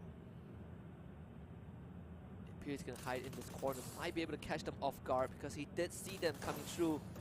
He'll be ready for them to receive this hit. Good one from Koja. Orgus ends up going down. It's Puna against the rest of Morph Team. And That's it. this time he had no chance. Ma'al cleans it up. Morph Team staying alive. What a dragged out game we are witnessing. Earlier on, it was a 6-2 victory for E-Arena on Bermuda. This time, Morph Team's hanging on a little bit longer than E-Arena expected. But still on that match point, E-Arena is being held to. They just need one more to find the finisher on game 2 and set up a sudden death 3-0 for Morph Team to pretty much deal with. Funa now splitting away from Limit. 3 players on the right. Limit's gonna be hanging back on the left. Try to meet the one and only Ma'al. Protete engages early. Has to deal with it. What a glue wall to protect himself. 360 glue walls is gonna keep him kind of caught in for a tad bit. Grenade is going to be served up. Funa drops the ice grenade. That takes out Ambot. Pew goes down as well thanks to his own grenade. Ma'al and Koja. Koja really low. Can he get away? Ma'al backs up from afar, but he's the final player left. He pops the Orion as well. Funa waits for the timing. Ma'al barricades himself in, but cannot survive any longer as E-Arena brings game 2 to a close. This time a bit closer, 6-4 on Nextera, one of the weaker maps. Yeah. But either way, it was still a convincing win. And this time both teams pulled off some great heroics. And Limit just giving everyone a fist bump. The finals MVP, the overall MVP of FFSI, still showing off his chops. But I gotta say, Ma'al is giving him a run for his money because the snipers, they are having their own personal fight on the side. I think that's the most balanced fight between the two teams. But apart from Ma'al, everybody else just seems to be taking a very nerfed up, approach towards the team of E-Arena. Nobody else seems to be able to sustain long enough. Ma'al's always expected to come in as that hero to find the save at the end. Koja has a couple of rounds where he makes a little bit of noise, but apart from that, it's a very weak side of Morph that E-Arena has to go up against today. Yeah, and I think E-Arena are taking full advantage of that, right? They understand that more team heart is not as aggressive. They don't take too much initiative. So E-Arena was like, all right, if you guys don't want to take the reins, we will take control of the rounds. We will dictate how these fights play out. And that's kind of like the story for majority of the rounds, where you just see E-Arena taking the first move. And unfortunately for Pew as well as Ambot, they just weren't able to hold the fort for the side of Morph. Pew just kept getting knocked down round after round after round. Even up to round number 5, he had 0 kills. Oh yes. He just couldn't do much. I mean, he got gapped by August for sure. August was completely dominating, but I think the match MVP undoubtedly is going to be Funa. Not only did he clutch around for his team, but I believe he ended the entire set 2 with massive amount of kills. At least 12 kills. Yeah, man. I mean, this final round, Funa, I don't know if or not he got that final frag as well. It was Protete, so 12 kills for Funa. The MVP for sure through 4,966 damage and 50% headshot rate, which is nothing less than absolutely insane. You can see where he gets his speed from, you can see where he gets his buff from. That Andrew with the extra bit of armor, you've got Alok to back you up in terms of your HP regeneration as well. Luna and Kelly to get you around the battlefield quick enough. He's got the SMG, he's super fast. What else can you ask for in terms of a rusher? And I think, he has been playing that role very well. And just, again, abusing the fact that Morph Team just are not prepared to receive the hit. And that puts E-Arena in a very, very strong position because we're heading into Game 3 next. And that means we're going back to Bermuda. Back to Bermuda, and it is the final opportunity, maybe. For Morph. If they get it, they stay alive, they force another game, but they are now tethering on the very edge of this cliff. Yeah. One more small push from E-Arena and down Indonesia goes. Yeah, it's going to be a scary one, right? I came into this expecting E-Arena to come out on top, but I also expect Morph Team to make it a bit tougher, close, yeah. right? Make it a bit closer, take 1 or 2 games, maybe give us a full series. Yeah. And so far, I mean, E-Arena has been delivering, but Morph team has been overwhelmed. I think Morph's definitely trying, but Ma'al seems to be the only one having a great day. And that's just not going to fly, man. Everybody needs to be on their A game against the team of E-Arena. And once again, this was the strategy that I was talking to you about earlier on, Husky. They keep depending on Ma'al finding those long-range attacks. But everybody else from the side of Morph keeps running straight down the middle of the map. They're not flanking around. They're not trying to catch their opponents off guard at all. Yeah, and across the coaching staff of Morph team. Yeah, Susanna just high-fiving them and saying, please get the win. Don't embarrass me. Don't make me pick up the phone again. One last pep talk. E-Arena was like, their coach is probably just chilling. What if they attended it without their coach? The coach is already deciding what to buy their boys for dinner. Coach has just made Celebrate reservation. victory. He's waiting at a nearby restaurant, right? He got some very good dish, got some som tam, got some pad thai, got some nice green curry. Oh yeah. Ready to treat the boys. The only thing that I think E-Arena has to work on is how fast they can end this, right? Because if they end this slightly later, the food will get cold. That's the motivation that they. I'm still looking for Morph to step things up. I'm looking for them to kind of throw a curveball at E-Arena because they've just been too one-dimensional with all of their attacks, all of their defenses, all of their rushes towards the center part of the map. It's just so predictable, and E-Arena has them read like a book. Is this gonna be the final game on the second series, or will just this be the start to the comeback of Morph team? We will see in a bit.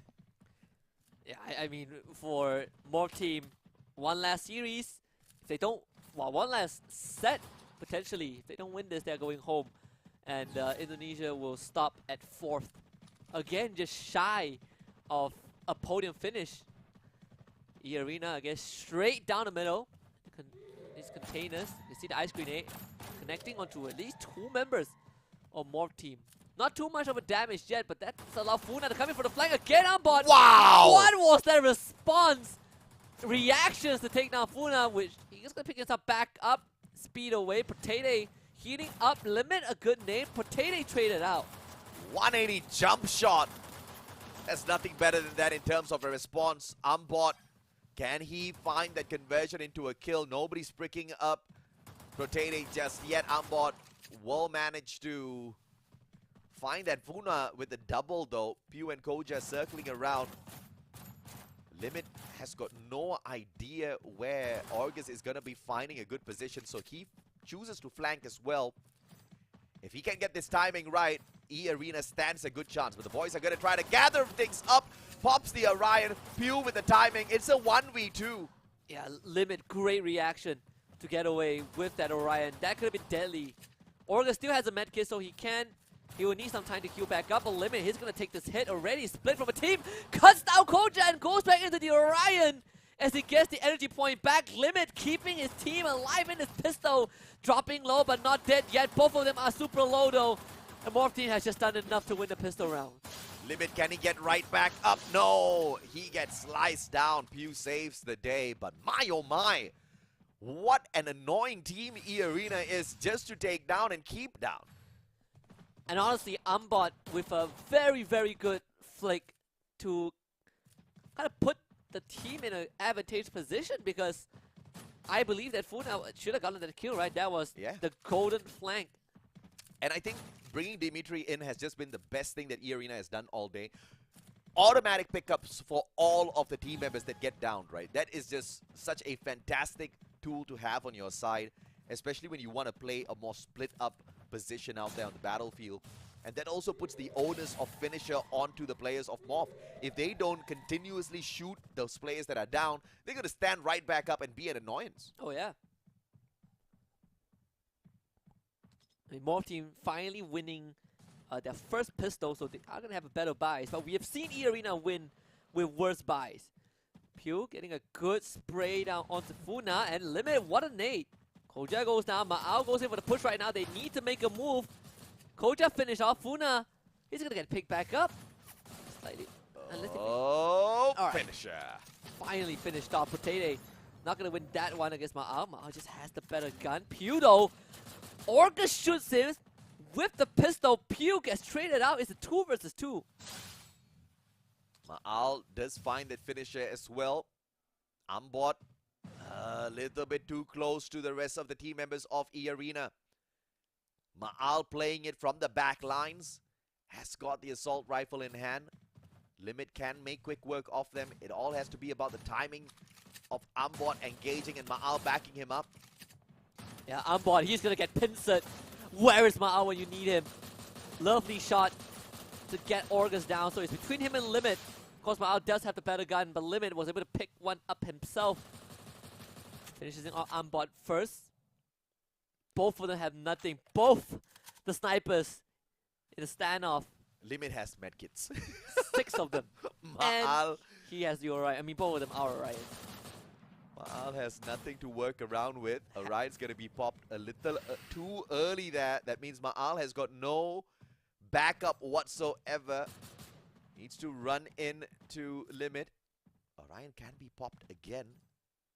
It's all about the timing. Both players have got the exact same gun setup. It's gonna be the most But boring Limit has got standoff. more armor though. Oh yeah. It's gonna be the most boring standoff ever. Limit making the first move and just instantly headshots him. Why not? My goodness. I mean, he didn't really have that helmet to work around with. So advantage to Limit no matter what. Morph team did manage to pick a good one, but E-Arena, after a dragged out battle, secures round 2. That is brutal because you're the fact that more team let E-Arena get that close is definitely a heartbreaking way to go. Again, we've seen E-Arena won with worse weapons, and they have done it again. 4 pistols that converted into a round win. That means that now they're gonna have the Bisons for round 3. Or more team, they're just gonna scrape by with whatever buys that they can afford. Who's going to get the first split this time round? Ma'al, as usual, on the hunt. Can he find the connection? Plays the MAC-10 this time. Ma'al going to go for a CQC. Let me see. Again, he's the one carrying his team. You know, 4 kills. Pill having 3. For E-Arena, it's going to be Limit carrying his team this time. Cheeky angle for Pew. Potential final game of the series, E-Arena. And they don't want to take any sort of risk whatsoever. You can't say the same for Morph. Yeah, and don't have to, right? I mean, you have better guns. You're never going to lose a long-range fight. I say that Pew, okay. Good snipe with the Funa. A free kill delivered on the silver platter. Just blocks out the entrance towards the second floor with his glue wall to buy himself more time. To make sure nobody finds the backstab on him. Smart plays by Pew. Ambot Ma'al. Ma'al needs to deliver. He's got a MAC-10, but he's so far away from all the action. Good jump. Potato Oh! tries to punish. Can't find it. Limit forced away as well. Forced back by Ma'al. The MAC-10. He's doing some serious damage. Blues is going to force him in. Limit. My God. Getting knocked by that ice grenade. Orgus peeks out with the Bison. Gets 2 instead. Koja almost gets ambushed by Potato and ends up almost going down, but the Tatsuya Potato right in front. And Orgus cleans up 3 of them. All of his own. Potato getting shot down by Pew, but Pew is left all alone. And the arena once more clutches out around that they have no business winning. My goodness me. E-Arena, that was just so unfortunate for the side of Morph team. Players just kind of felt like dominoes. Ma'al bringing in the MAC-10 was such a interesting move, I think, which clearly did not work. I don't think it should be a move he goes with again. It's there it is. So he's gonna have the AWM this time. Finally, back on sniping duty. Look at that Limit and Potato. Gonna go for a 2-2 split on the side. You hear that first shot by Ma'al landing onto no one. So he's gonna be forced to retreat just for a little bit. Up on top of the roof, Ice Grenade is gonna force Pew away. Manages to pull up a well-timed glue wall to make sure he doesn't get tagged up by anything just yet. Armbot circles around. Orgus gonna meet him halfway. What a backstab! Yeah, they tried to go for the Orgus trade. finds it. Morph Team tried to respond, but they were not fast enough. But either way, finally Pew gets rid of Orgus, but Ma'al in a rough spot. Funa tried to push him, and that it is. A sniper taken out. Funa taking away to the ice grenade, but not down just yet. Funa done worked his way around spectacularly. Pew trying to find the trade now, and Limit just sprays him down. That's how you use the Mac 10 CQC. Oh yeah, absolute destruction with the fire rate. Beautiful. Ambot stood no chance at all. Potato drops on him, but Koja, last man alive, and Limit, he's just gonna suck it out his soul. 3 and 1. E-Arena, they're halfway there. Let me get the back-to-back, man. Mac 10 combination with the AWM for the CQC and long-range battles. I cannot think of a better combo.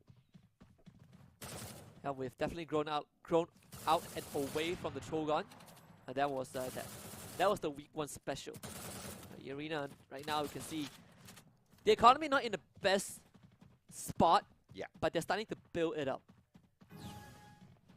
The exact opposite for the side of Morph Team, who has to wait until round 5 or 6 to find something solid. Ambo didn't even take 2 steps and he got knocked down once. And then that's the guy without the helmet, so that was 100% a headshot from Limit. Koja with the Bison. Timing is going to be crucial. Limit up on top already, trying to play scout. He's got the AWM. Anybody that shows up is going to be instantly punished. Rotate from afar. Finds the connection, loses a little bit of HP, but the recovery is not a problem at all. Koja and Pew both have ran out of glue wall, so Nice. this is a big problem because the Arena can just start running at them. Ambo dropping low, Pew ends up getting sprayed down by Potato. And he saw retaliation. Umbot is not going to do it. Potato does end up getting dropped by Ma'al. But it's him and Koja that needs to keep the team alive. 2 versus 3.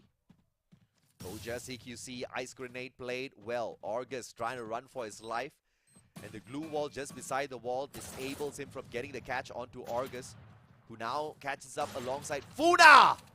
And Limit with a snipe from afar, drops Ma'al, Koja goes down, and that's about it. E-Arena cleans house. At the moment Ma'al fired that shot, Limit knew exactly where to look. And just very good trade again. Limit really showing up Ma'al in the last 2 sets. And E-Arena are so close into progressing into the lower bracket finals to take on Attack All Around again. We are barely past 9:30. We are 9:24, and we could just have the earliest finisher in the Clash Squad C Cup right here today. If E-Arena can pull this off. Grenade this time, round 2 be played. Funa has to back away. Good blue walls. Funa still gets tagged, double tagged as a matter of fact. Yeah, he ate everything up, so all these resources from Morph Team didn't translate into anything, and that is heartbreaking. Double AWM for them, Ma'al and Pew both holding 1, and Pew, Ooh. okay, making it work, but Potato instantly brought back up. Orgus doing the deed. They're going to go in for the rush. Orgus surrounded by 3 members of Morph Team. They need to convert this right now, and Pew once more lands the shot that he needs to find. Ambot does end up going down. It's a 1-for-1 trade. Orgus somehow picks himself back up again. Ma'al is going to get ambushed by Limit, and Limit's going to have the Orion after this. Ma'al ends up getting dropped. All that effort from Morph Team for nothing. Absolutely. Koja and Pew still alive and kicking though. Protete put down onto the ground once again, but Funa does the work from afar. Koja taken out and Pew snuffed out. E-Arena on series point. Wow. I mean, that is heartbreaking for Morph Team. They did everything right and they just could not cross the line. They just needed 1 more. Couldn't get any finishes. Couldn't get it done. And now they're going into the last round. This is the Hail Mary. The flame is burning up for Morph Team. You can say the Hail Mary, the Our Father. Pray the whole decade of Rosary. You are not going to make it out of this one. E-Arena. Series point. 4 opportunities to convert. And it looks impossible for Morph to push them into a round number 11 when Protete opens up with a fantastic headshot. Puts an elimination to that as well. That's gonna nerf them instantly. Gets the click onto Ma'al. Protede has got the Mag 7 to do the number on him as well. Funa turns around. Bison sprays down the player. Can he get a double? August backs him up. Ambot down on the ground. Ma'al, final survivor. Yeah, and that's it. Ma'al once more. The entire team on his back. And he just decides to decide how he dies, I guess. So E-Arena, they're gonna knock out more team in what a fashionable way. Oh my goodness, that was way too quick. 3-0, and that one round that more team got was all that they could afford. And of course, Limit Unexpected. posing for the camera again. Just the usual, just another day in the office. The Thai teams showing that they are absolutely untouchable in Southeast Asia. E-Arena, God knocked down by attack all around, eliminated by E-Arena. yeah, they're gonna earn. They're gonna. I mean, this is as far as Indonesian goes. 4 plays, just 1 spot shy of a podium finish. E-Arena, they're gonna earn that slot in the lower bracket finals to go up against Attack all around tomorrow. And whoever wins that earns a rematch against NGX. E-Arena does not know exactly what they can expect from tomorrow. Attack all around is not going to be an easy one. Nigma Galaxy made quick work of E-Arena. Now the 2 losers who couldn't get it done against Nigma Galaxy have to go up against each other and find their way back into the grand finals, only to go up against Nigma Galaxy once again. In a best of 7. Yeah, man, and I don't know because neither team from the side of Thailand, apart from Nigma Galaxy, have actually shown that they've got full map mastery over both Bermuda and Nextera. And the only difference is that Nigma Galaxy is more proficient on Nextera compared to both E-Arena and Attack all around. But man, you get more team, they just collapsed in this match. I honestly feel like round 6 was their best chance of starting a comeback, but I mean, Pew did everything right and it was not enough. It wasn't at all, and Koja and Ambot pretty much didn't show up today. They didn't find those kills. They didn't find any bit of elimination to help the team out at all. Ma'al was trying to do a lot of heavy lifting, but there is a limit for him as well. Speaking of limit, the MVP from the side of E-Arena, 8 eliminations to 6,342, massive amount of damage, 25% headshot rate. Doesn't matter because every single time he connected with a shot, the rest of his team members found the finishes. And this guy is at his peak right now, the peak of his career, peak of his performance, and he is still going strong. This is our match summary, a 3-0 sweep. E-Arena 6-2, 6-4, 6-1. Getting more and more convincing on Bermuda. E-Arena wants to think that they have a good chance to get back into the grand finals for a back-to-back. 2 back-to-back events, number 1 spot. I mean, who doesn't want something like that? I mean, there's a good chance that happens right now because E-Arena, they're 1 step closer. If anything, they have already guaranteed themselves a top 3 finish. Right? They are gonna play the lower bracket finals tomorrow against Attack all around, and winner takes on NGX for the motherload of the prize pool, and also the glory to call themselves champions of the first ever Clash Squad C Cup. But either way, top 3 Thai team. At this point in time, we gotta edit the name of the event a little bit. This is Clash Squad, the Thai Cup. This is the Thai Cup. This is the Thai Cup. I mean, Southeast Asia is shaped by Thailand at the moment, as far as Free Fire is concerned. And dude, if it wasn't for a Thailand versus Thailand in the preliminary rounds, we would have had 4 Thailand finalists. 100%. That's insane to think. I mean, once again, what is Thailand cooking up to produce so many great talents? This has to be something that the other regions have to be a little bit curious about and find some way of matching up to. And I think the region that was able to match up to them so far is between Indonesia and Vietnam, right? I would say Indonesia comes in second, and I say that very loosely because second and the gap between second and first is still pretty huge. And that is just so insane, right? I mean, it's high time some of these other regions, you know, during the off-season, sends their team over to Thailand to practice alongside some of these Thai champions, because if you can't beat them, you gotta sure as hell learn from them. And I think the craziest part for Southeast Asia Free Fire was that there has not been any import. At least for Malaysia, there's one, right? That was for Axis Esport, but that's pretty much it. Every other region plays with with players from the same country, right?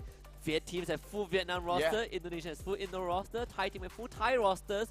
So I think maybe down the road we might see Thai imports. I don't know if that's going to be happening, maybe a Thai coach, but if it does happen, maybe that's the evolution that we need. It must be something in the water that these Thai players drink, dude. Other regions got to figure it out. We're going to take a closure to the show for today, ladies and gentlemen, boys and girls. We'll be back tomorrow with the grand finals. You take care. Good night. Goodbye.